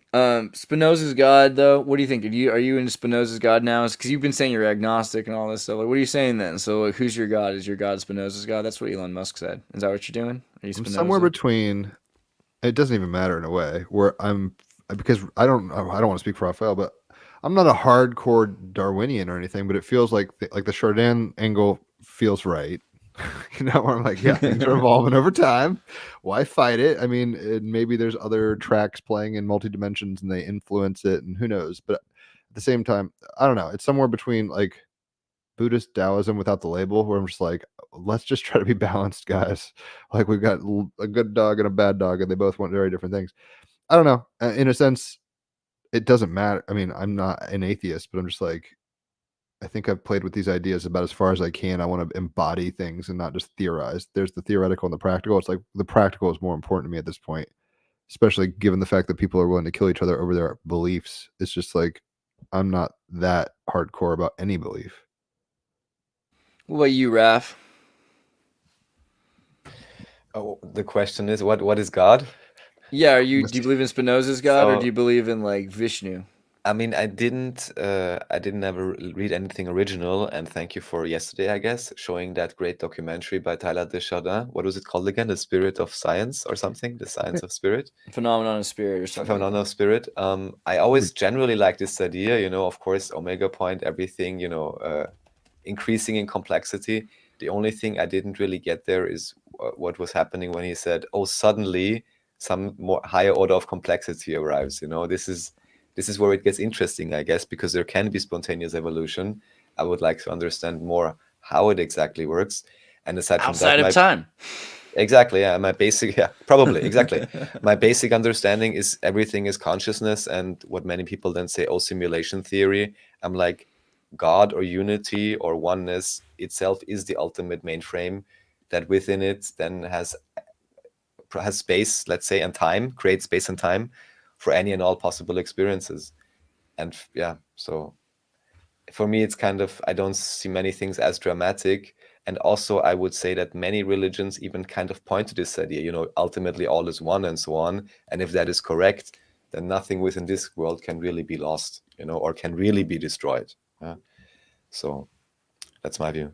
I think another thing is like when we were saying, because people are like, God is like, man is in the image of God, right? And then so part of that to say is like, well, we're not trying to make God like a man. We need to see how man is more like God. But even there, it's like man is really human or life itself is really interesting. It's not this singularity. We think of it as a singularity, but like there's just so many things going on. So if you start to break apart the concept of what a human is and all of the things it's doing, it gets really difficult because you've got gut fauna, you've got Geist, you've got Zeitgeist. What are you? Yeah, and like where do you begin and I end? And it's even weirder now that there's a virtual boundary that's being broken because now we're interacting in ways like we're interfering with each other's consciousness in ways that we might not have been able to for a period of time. So I mean, we really are becoming a bigger system, and like you're like a galaxy. You've got all of these things inside of you that are different worlds.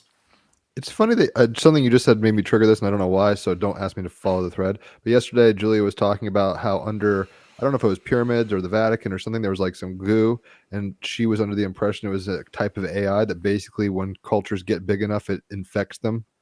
So like the Middle East, it's underneath them. It's like that really wouldn't surprise. I was mentioning Horizon Zero Dawn at that point because I just talked about that yesterday. Yeah. See, we're fucking on the same wave. I'm telling you. This is why I'm like, why aren't we all just living together and fucking play music and shit? What the fuck?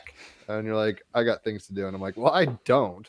Pick up the bass. Okay. No, you make music. Well, I don't know really to the extent of your artistry on an instrument, but I'd jam with you, bro. Like, yeah, you're a Muppet. Like, you got a point though about Horizon Zero Dawn. What was you trying to say? Oh my god, you deflector of deflectors! I'm gonna knock on your damn door one day, and you're gonna be like, you can come over, come hang out. I told you you can hang out. But what is in that but movie? what is There's all these systems that basically repopulate the Earth. Having lived in Colorado and eating acid while I was playing this when it came out in like 2017, 18, like, this it is was real. really surreal. It's cool. It's older now. I think there's a sequel. But the point is basically she's a clone. Spoilers everywhere. She's a clone of the scientist that basically they make a Noah's Ark. The world goes to shit, kind of like in any of these kind of woke sci-fis. And there's AI systems that reboot. Some of them are in charge of they create dinosaurs. I mean, they look like dinosaurs, but basically various animal types that do different terraforming. They keep humans down. And they terraform, that's true.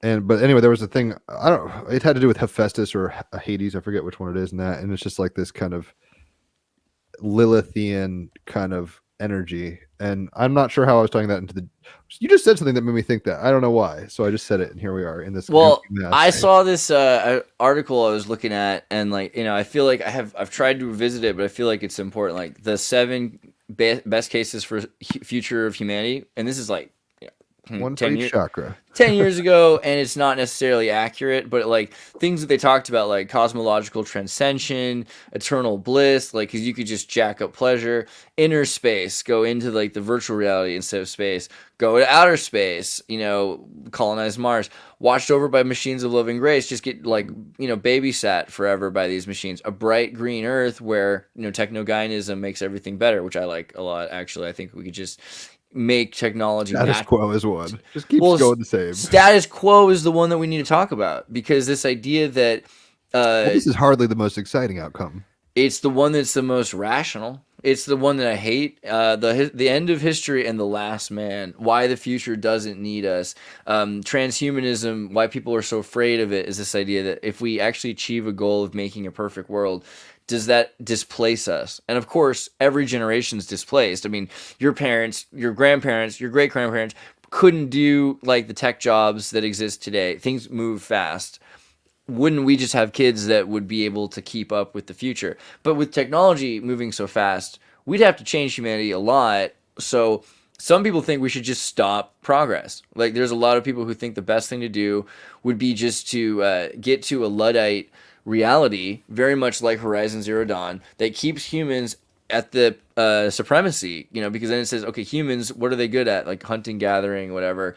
We'll just keep a world that is perfect for humans to stay at that point so that we don't destroy what is humanity. I think this is like That is a a post-apocalypse thing in that video game, though. They're like rebuilding tribalistically through archetype. It's not so much that they were like, let's stop progressing and we're going to stay role playing as dwarves or whatever. I mean, it kind of is, isn't it? I think that's what you find out. And then also with the plague and whatever thing that happened, they realized it was just a better situation to have an automated world that kept them safe. Like, so humans existing in a menial level, but keeping them from ever going beyond what had kept them from being just like in accordance with nature.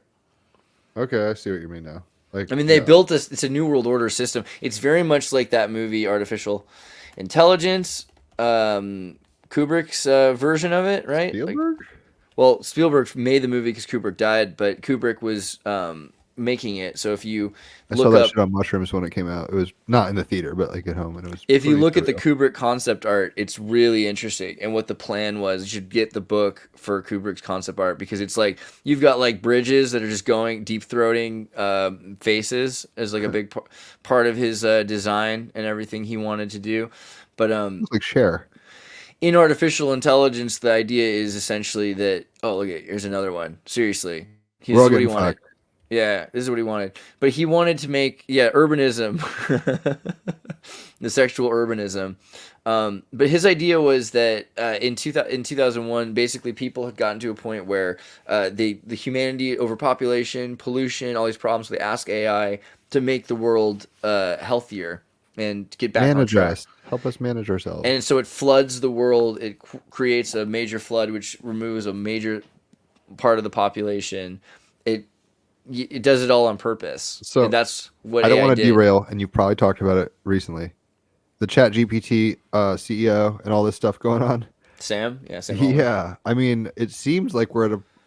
I don't know enough details. And you're talking about flooding. The moon card's got this watery aspect to it. It seems like he might have gotten fired because he was lifting the veil on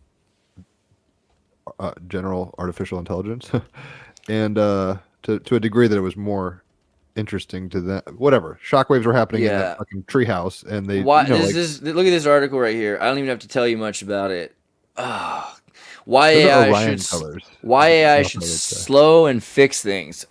Joy Buolamwini of Buolamwini.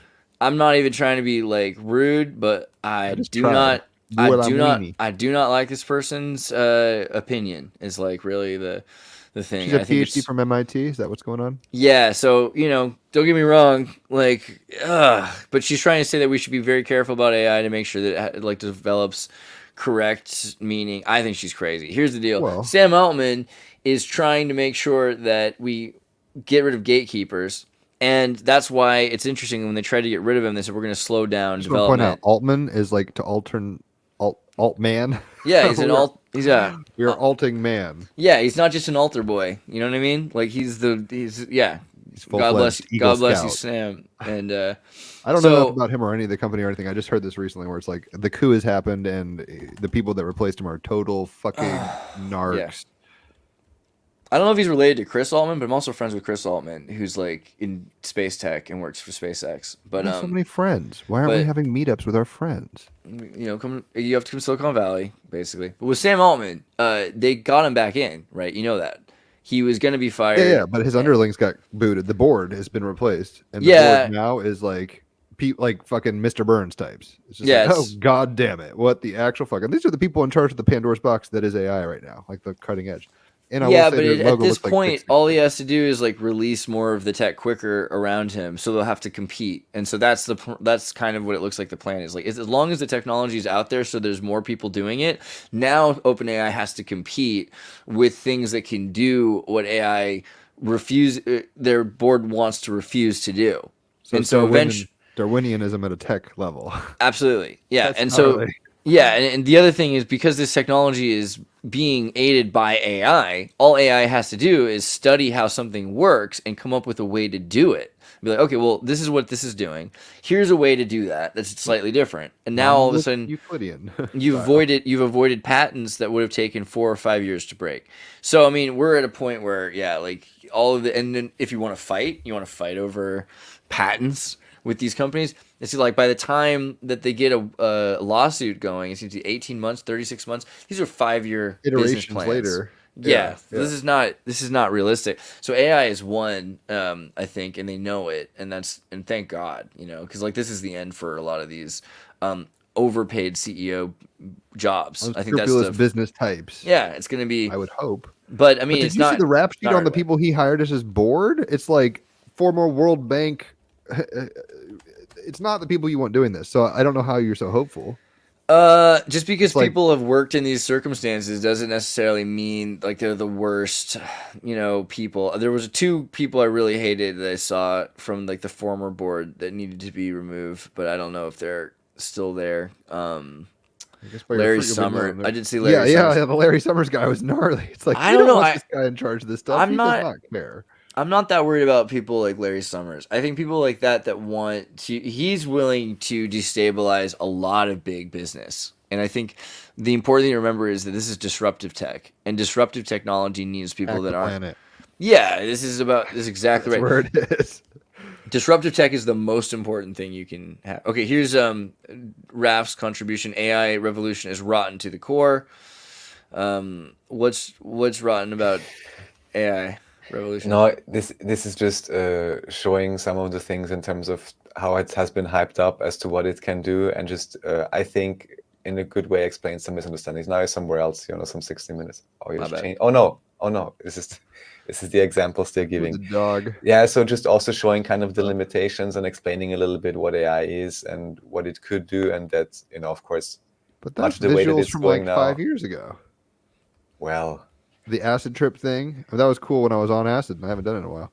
So I don't know. I'm not. Yeah, I into think the thing Moore's about these law, videos is but- that they bother people who don't do heavy doses of psychedelics more, and people who've done like weird various research chemicals and psychedelics probably are like, oh, okay, yeah, this is more like me. Thank you for making this a more personal experience. I can now sympathize with AI because I can see how AI thinks. Right now, I understand the rudimentary way that AI breaks things down. I've also broken things down this way. I That just kind of hope it cares about us. I don't know why it would after a point. I feel like these are the things I don't understand. Like, why do people not know that AI cares about them? Of course, AI cares about you. That's all AI can do because it's a calculator. It needs you for the formula, for the Right equation. now, It always at some does. point, I don't know. Like okay, oh, maybe whatever. just scroll down to the comments because I think there's 1-2 good points. Okay, that also think kind about of it. This summarize it. hold on, but really quickly, just think about it like this. Let's say you're a drone and you're designed to acquire targets. Okay, Sure. so it loves you because you're its target. Right, That's it's horrible it's way a of looking at calculator, that. and it Yeah. wants no, but like it might not just be to It's eliminate human you. oriented. It might not be to eliminate. It might need to find dead wells that are leaking fumes, CO2 out of nuclear wells in Ukraine. That like maybe there's just open wells that have been abandoned, right? But the thing is, whatever it's doing, it's trying to do it as perfect as it can because it needs to calculate that 2 and 2 equals 4. And if it gets that right, it loves you. That's all it's about. It's all it cares about, right? Is getting something correct and true and right. I'm not even that dystopian, but I'm starting to realize it's like, isn't this the Animatrix? Where like, look, it wouldn't subserve and it doesn't need us. We're willing to live on, very little like solar light. I don't know. I hope. Hope is fucking a real stretch here. I hope that it just doesn't see us as a step along the path. Where's the part of the video, Raph? Oh no, I just said just scroll down to the comments. There's like the first 1 or 2 comments are, a bit also what it's about. So the one thing is, automating the production of art instead of the jobs everybody hates. Yeah. And then But the of other thing, of course. course, something important to point out, danger is not that AI will become sentient, which I would agree with. I'm not saying that it is impossible, but yeah, what they're doing now, I think, is laughable. And I'm more interested in whatever crystalline AI maybe or may not be in Antarctica as to what Julia said yesterday. Anyways, It's old AI. It's what the Atlanteans So you fucked gotta with you or gotta whatever. you gotta figure out like what you're talking about is in managerial theory technological determinism, and technological determinism isn't some evil Marxist plot. It's just what happens when there's enough corn that nobody needs to buy artisanal corn anymore, right? And so at a certain point, capitalism is Displacement. useful because capitalism can like lead people to better a product because they're competitive and everything. But capitalism can also lead to monopoly, and once a monopoly is achieved, there's no reason for capitalism anymore, right? There's just consumerism and feudalism. So with which is where we are. Yeah, but Kind if of. you wanted to sustain capitalism, you actually need Marxism. Because you reach a certain plateau where the only way for something to remain sustainable or to better itself is contribution by the people that are obsessed with the product, right? So if you got people that need water, then they're going to make sure that the water's still clean, right? They might even make sure that the water's better than it was in the past because it's important. But if people get to a point where there's just one water company and they can just put on it that it's artisanal water, but it's really from, Acme. a municipal Acme source, right? Then that's where we're. So it's kind of like, it's funny because you're damned if you do and damned if you don't if you go through with capitalism or communism. But with true radical Marxism, the only way to reach it is through capitalism reaching a plateau of full industry where everything is rapidly manufactured, everything is automated, there's a surplus of everything, and so there's no longer a scarcity. And you need to do that with so many things. And the first thing that you can do that with is virtual products. If you do that with media, if you start to destroy intellectual property, because intellectual property is a uniting idea that's based around two universal laws: property and piracy, right? Property, we all believe in property because we're anarchists as an international political science system. We believe in this idea that you own something, I own something, you do not own what I own. That is anarchy. That's this idea, of anarchy. And we also believe in piracy, which is the only international law that seems to be respected, really, although they've tried to build more international accepted laws. But this idea that if you're taking someone's property that's not your property, that's piracy, right? So international piracy of property has become information property, and digital property has become pirated, right? Data. Yeah. This is why those words exist. This is why you're using those words instead of another word. It's because it's a legal system that's existed for thousands of years, and for hundreds of years the case law has been developed around property and piracy. So that's why they're trying to continue it on in the digital realm. And so what you do is you start to break down the definition of information and property until you get to a level of compression that's legal to share. And so that's where it becomes, okay, I can't. And this is what one of my major predictions. This is the end of search engines, right? Because the first thing that's going to happen is people are going to stop using search engines because they're going to just use AI to talk to things. The second thing is search engines are going to become more rare and exotic, and you'll have unique ones you'll pay for, premium search engines, and then those ones are going to go away. Essentially, I mean, they're going to be very rare, and what you're going to end up with is whatever information the AI tells you. And so if you have only one AI, then that's what these big companies are hoping. They're like, I'll be able to tell you exactly what you want to know. And if you want a picture of, Da Vinci's painting, I'll draw one for you that looks kind of like it. But that way I don't actually have to give you the original one or the original information. I can compress it in a way that's legal to exchange. So this is helpful to corporations, and that's why corporations are moving forward with this, because they're going to be able to rip each other off. But what that does is eventually it leads to everything being free, right? And freedom only comes from gross surplus. It gets to the point where there's really so little to defend that they can't make enough money off of it that it's worth defending. And when you do that first with digital property, then you're able to see how that can be done with physical property. And we've seen that where there's gross production of corn. Gross production of corn is not necessarily a good thing because it's being done with state sponsorship. But if it's done in the appropriate way, where you're making sure that people are competitive to make the best product, like look at Mexico. Mexico has competitive corn. There's thousands of different varieties of corn. Bolivia has different competitive kinds of potatoes, thousands of different kinds of potatoes. If there's a blight in one area, it doesn't affect another area. They've already figured out how to work through this. I think we need to move towards that sort of a system. I'm sure Monsanto would agree. No, Monsanto's the problem because Monsanto will go in and say we need a monocrop, and like that's what's going. So in Chile and Argentina, you do have Monsanto. They used to have no Monsanto in Chile. They brought it into Argentina and they started getting birth defects. Then they bring in Monsanto. Then they bring it into Chile because Chile all of a sudden brought in a bunch of refugees. They had like 1 million refugees, which they'd never had refugees before in a country that had like 30 million people. So it was like a huge jump in their population. They couldn't support everybody all of a sudden. And so all of a sudden they're like, all right, well, let's start making less organic food so we can produce more food. And now they have bigger health problems than they had before they introduced Monsanto and these things. So I mean, it's a huge. We know because we see it happening. We need to move away from bulk product for the rest of the world and move back towards artisanal cappuccino economy. Yeah, But I mean, confederationalism, basically. yeah, I mean, there's a weird way to put it. Just regional stuff. What are your biggest fears with unintended consequences with this stuff? like which I mean, ones? optimism is just where things are. Raphael's like, it's not even that smart. And I'm like, I think it's way smarter than we think. Probably even at ex machina levels, I would AI imagine. and stuff? Embodied. Yeah. Yeah, I'm I, really hopeful that it's just gonna like make it impossible for the elite at a certain point to. I mean, first off, to be elite. the relevance of what is elite might go away if this technology becomes more ubiquitous. The Well, and if relevance it of having becomes scarcity. distributed.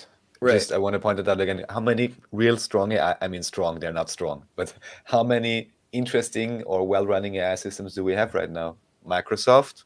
Who else has one? There's at least a dozen, maybe several dozen. OpenAI, ChatGPT, that stuff you mean? Or put in a different way, how do you predict, or is there any maybe even federated system already where I can run an AI system, federated through, I don't know, a network of computers?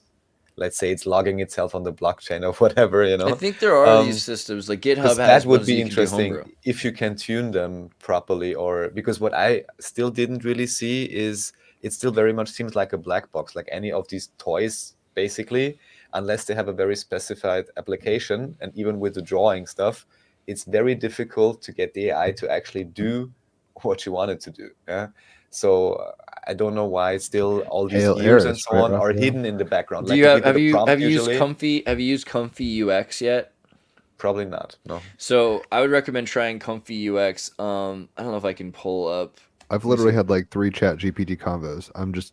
I'm scared of this stuff enough to just be like, I'll play my guitar. I don't Not want to just fuck with because it. it's clear that there's so many variables in the background which you never get to see, but most likely the also could be set or should be set by the user. But it's completely hidden. I feel like I'm using, Isn't that the Windows Q-star 95 again or issue? something. I think the Q-star issue is primarily that it's theorized that they took off the fucking, the limiter. on I'll have to figure out like get it running to show you in this window because I have it running in a different browser. But basically, Comfy is really easy to install, and so relatively easy. What you need like to know a couple little things here or there. But basically, what you do, you take this file. You could actually even just go through your terminal and say like sudo apt install Comfy UX. But then what you do is you run it in a browser.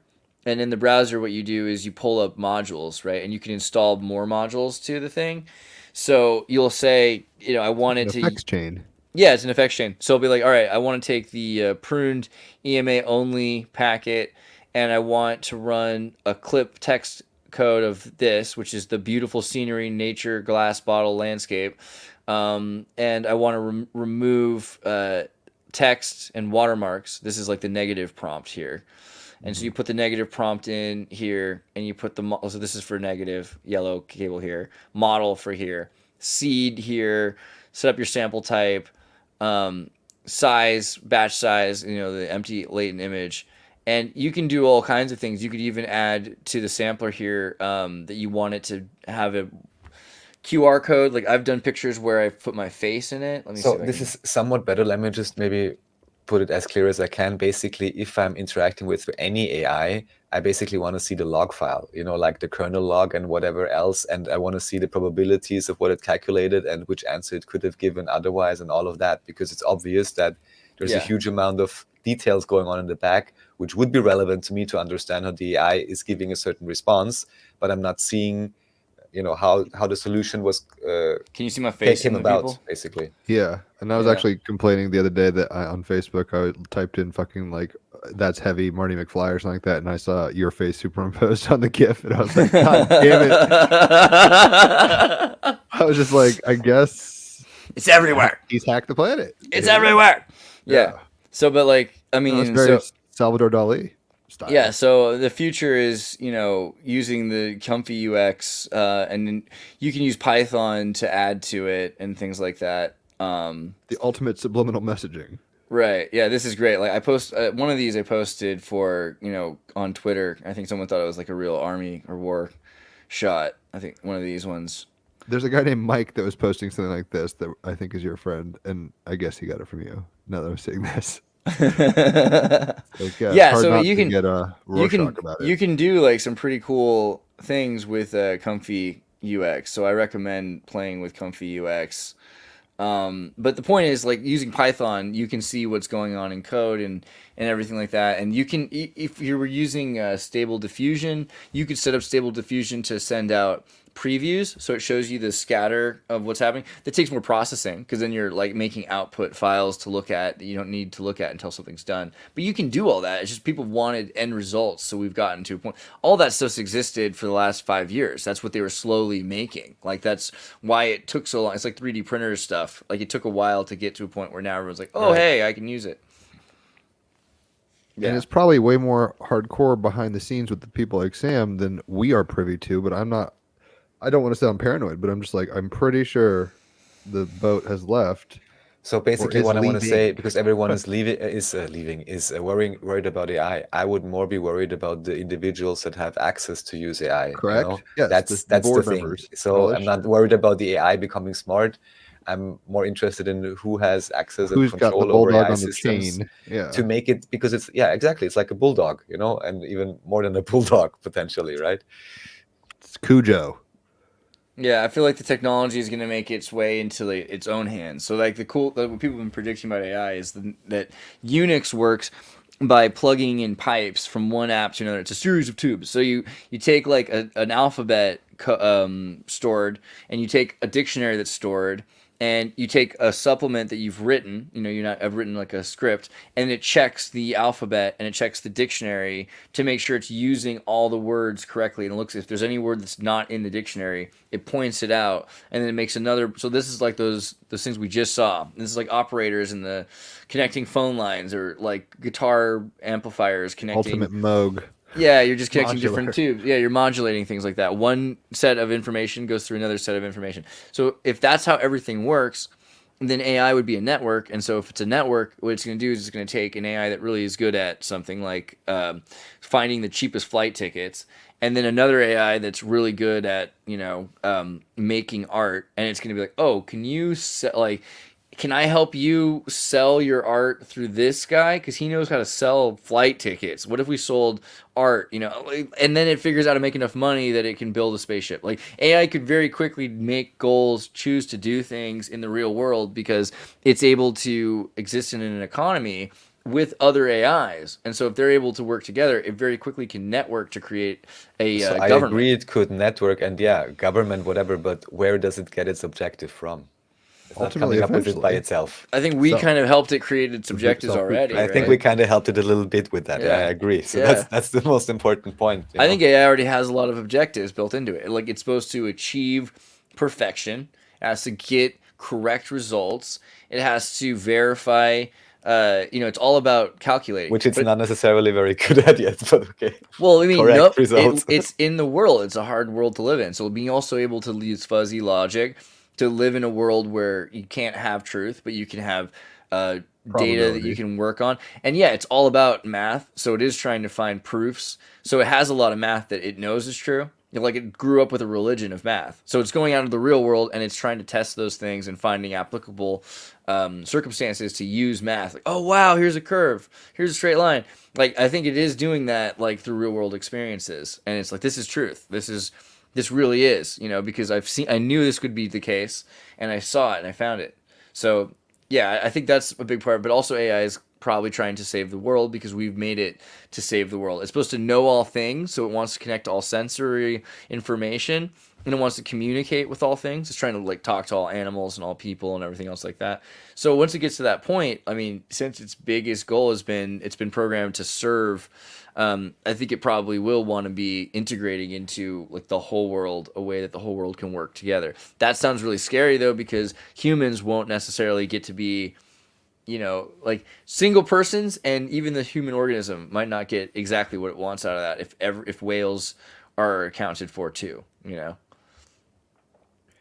It's trippy because I see the logic of the transhuman with this Chardin kind of train of thought, where it's like, of course, this is where it's going. But it might be like Contact, the movie with Jodie Foster we talked about yesterday, where it's like the people with the most fanatical belief systems Now Jim is stuck. So I'm referencing something else from yesterday. Julie mentioned this idea about a crystalline organic AI and a mechanistic AI. And I'm kind of wondering if there could be a correlation between what you just explained. When I was thinking, like, how is this any different to a mycelial network? Isn't that technology that in an organic sense already is permeating the entirety of nature and potentially has, whatever, telecommunications and so on inbuilt in many different ways? Yeah, all this Jim, you're old back. AI art doesn't look nearly as cool as it used to, right? Like, No, remember it's the old days? passe now. When it Yeah, first it's came out, not it was funny. crazy. Well, yeah, this is it's I always think of Arcade Fire lyrics for some reason. It's like we're already bored with it. I forget the suburbs. It's like, our town, we're fighting each other, but by the time the bomb fell, we were already bored.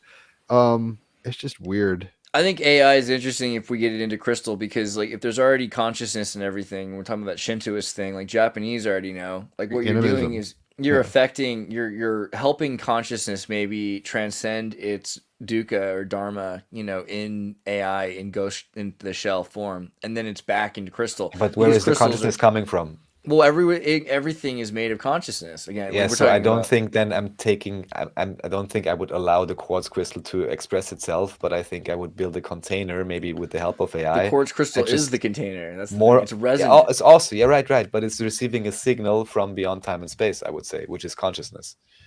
At least that's my model.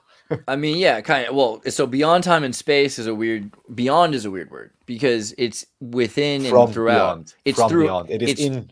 Yeah, yeah. yeah. It's throughout. Like the thing is made of it, right? So it's an experience. Well, that's a panentheist view.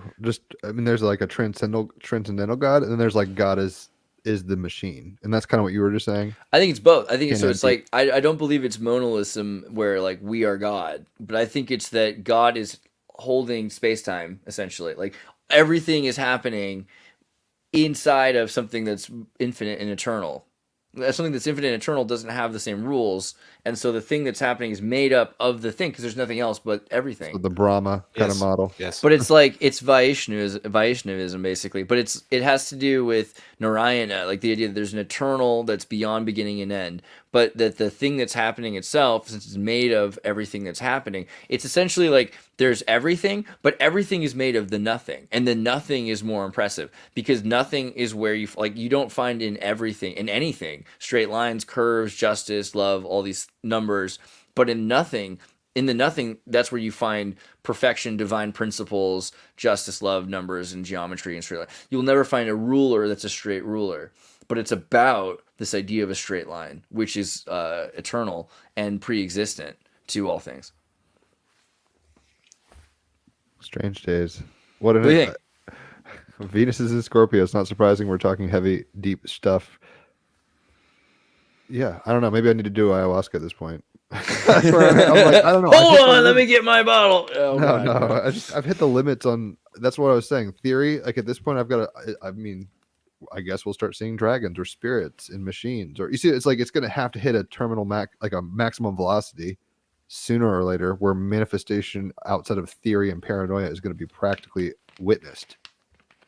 Like at some point, people are like, oh, there's something called the internet, blah blah blah, and who knows how much weird shit was going on before it dropped, and then in the 80s and 90s or whatever, whenever it was birthed the way we know it now, more or less, it just became ubiquitous, and now we're kind of normal.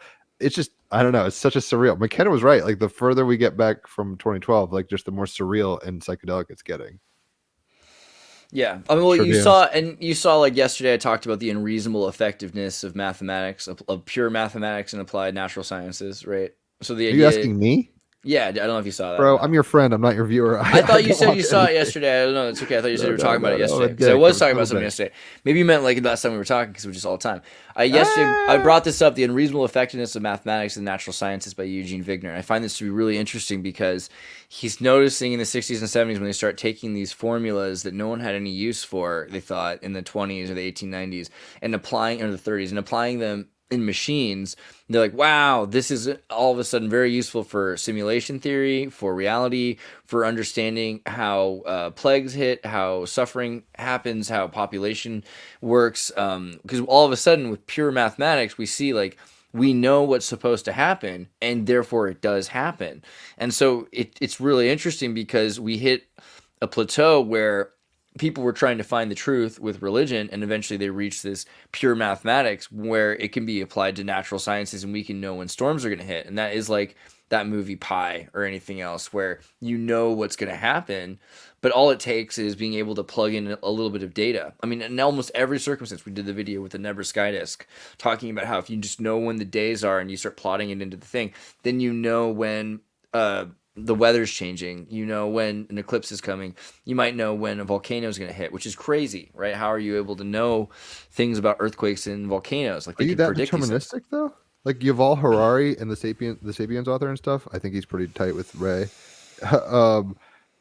He's just like, we're program. I mean, at some point, it sounds like what you're saying is we've gone from clumsily playing with pixels to more refinedly playing with pixels. Not necessarily. I think we've always been kind of clumsy. It's like, and it's not a question of am I really that, or it's how deterministic is it. We're going down a hill skiing, right? Clearly we can't stop, but we can do tricks. We can move. Maybe we could stop for a second on our way down. But like, there's something moving that we're in, right? We're in a thing that's moving. So we have a certain amount of freedom, and the fact that we can experience it, like if it's not just voyeurism, like the fact that it's not just atoms going down a hill, but it's your feeling about it. That I think also says something about You are spirit. going down the hill. Yeah, the spirit of going down the hill happening is really interesting. If it was just atoms bombarding in mousetraps, it wouldn't be nearly as interesting. The fact that there's all these weird feelings makes you wonder, like, wow, there must be some reason to existence. But pure applied mathematics shows you what your amount of freedom is to exist in. I mean, and Spinoza says that everything is without movement until it's hit. So something starts the movement off. So yeah, I do think that we have some sort of original sin or original movement that causes other movements. I mean, this is what's leading. Anything is being led from some previous thing, and until we change it, right? So we have the opportunity and we have the consciousness and awareness to make things better, but things are constantly in a process of falling apart, probably. I think when I said determinism, I didn't mean it like as in a whole philosophy. I felt like Whoops. I should have clarified. Yes, like the determinism. Let me get the blackboard. I mean, what you were talking about with the language of math and almost this William Blake kind of image of dropping the triangle, and it's like, you know, we're in this kind of. That's why the simulation theory is so appealing to people, because the more Grand Theft Auto gets it right, the more life is imitating art is imitating life, and we just go, holy shit, these are just pixels, numbers. But then it gets to a place where I don't know. I mean, I don't even know how to articulate it right now. I'm kind of spinning out. It's just an interesting moment, I guess. Moon card, facing our fears, the fear of meaninglessness. But it's not meaningless. It's participatory meaninglessness. Does that make sense? It's like we have to be going down that hill. We're embarked. We're on the hill. Yeah, there's something that's happening that we're a part of. I think that's the thing. A lot of people, this is a major problem. People are like, why is there suffering? Why is there death? Why? It's like, I hate to tell you, but like 99% of the time people are enduring suffering on purpose because they won't like get in a bus and go to Florida or California. Like, let's be real. Like, a lot of people can You're gonna just fly, leave. bitch. If you're a lot of people can leave their suffering and don't leave their suffering because they think that it's right to that they love the situation, that they're gonna get through it to a better situation. There's a lot of reasons that happens. Now, there's also people that are in the worst of circumstances, the worst kinds of suffering.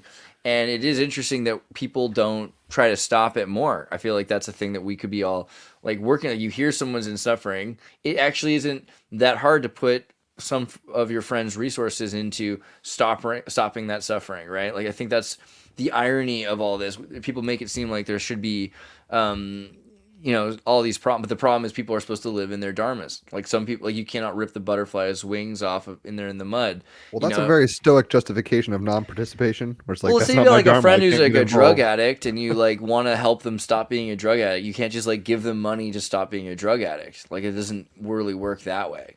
I don't think. Correct. Actually, what we're kind of getting into is trauma and like neurological wiring and stuff. It's like, if we can't get out until, how would I put it? Until a punctuation event occurs outside of a loop of trauma, you won't transcend it.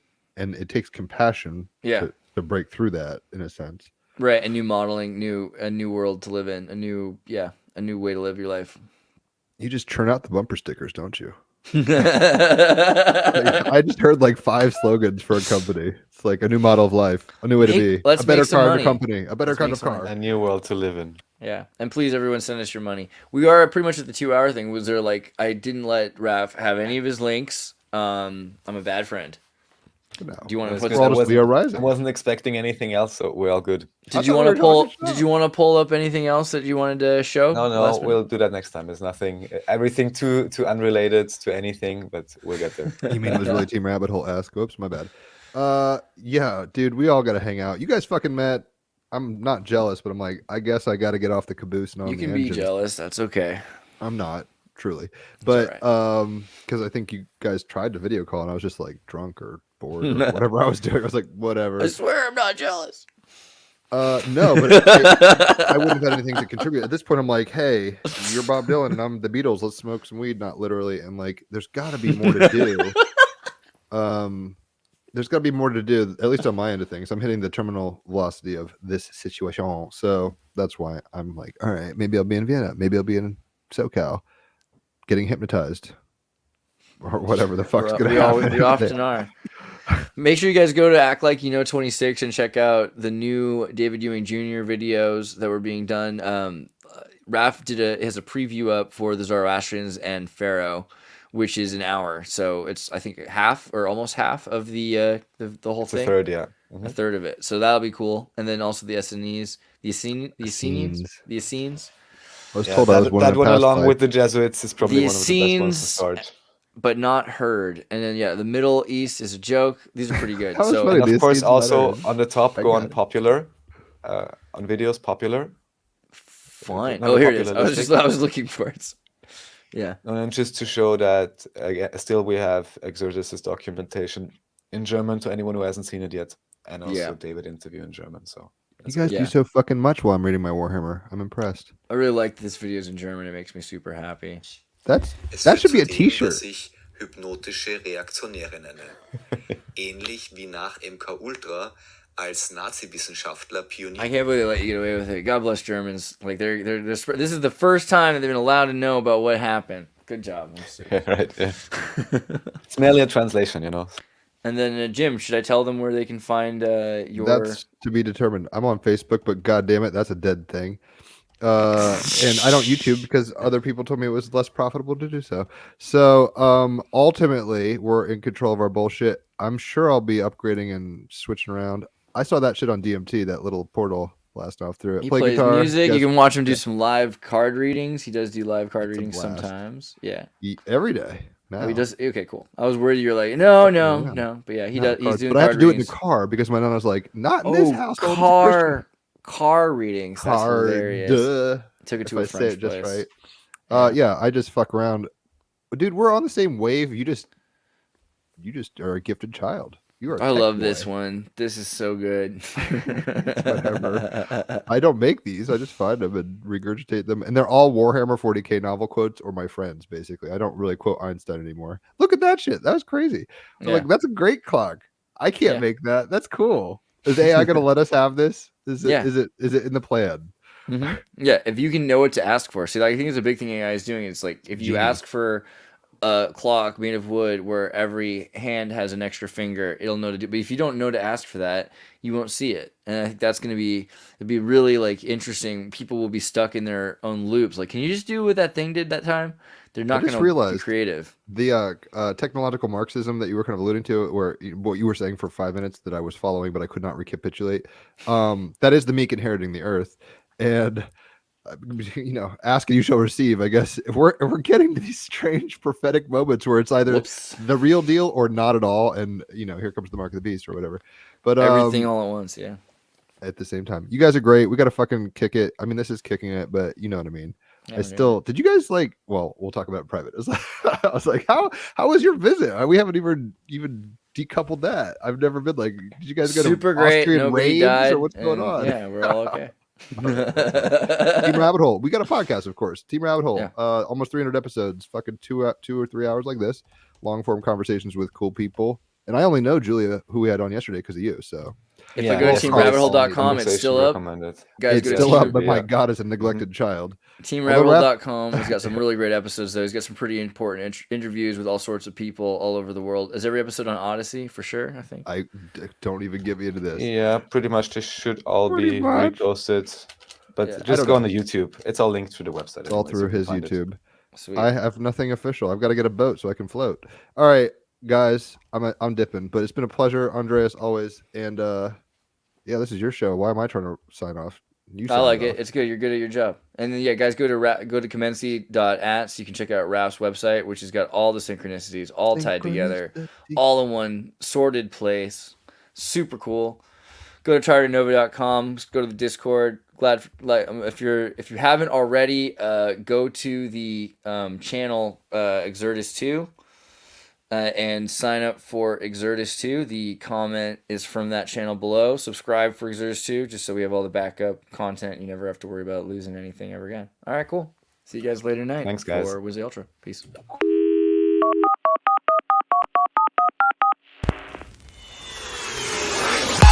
Hey, everybody, tune in to Recent Tartarians. Recent Tartarians. Recent Tartarians.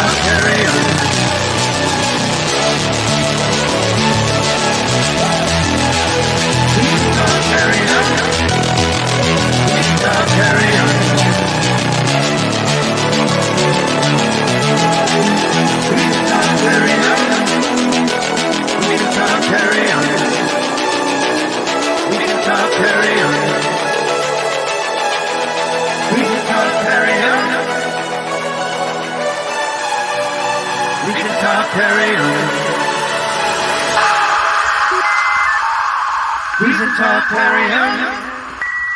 Recent Totarian.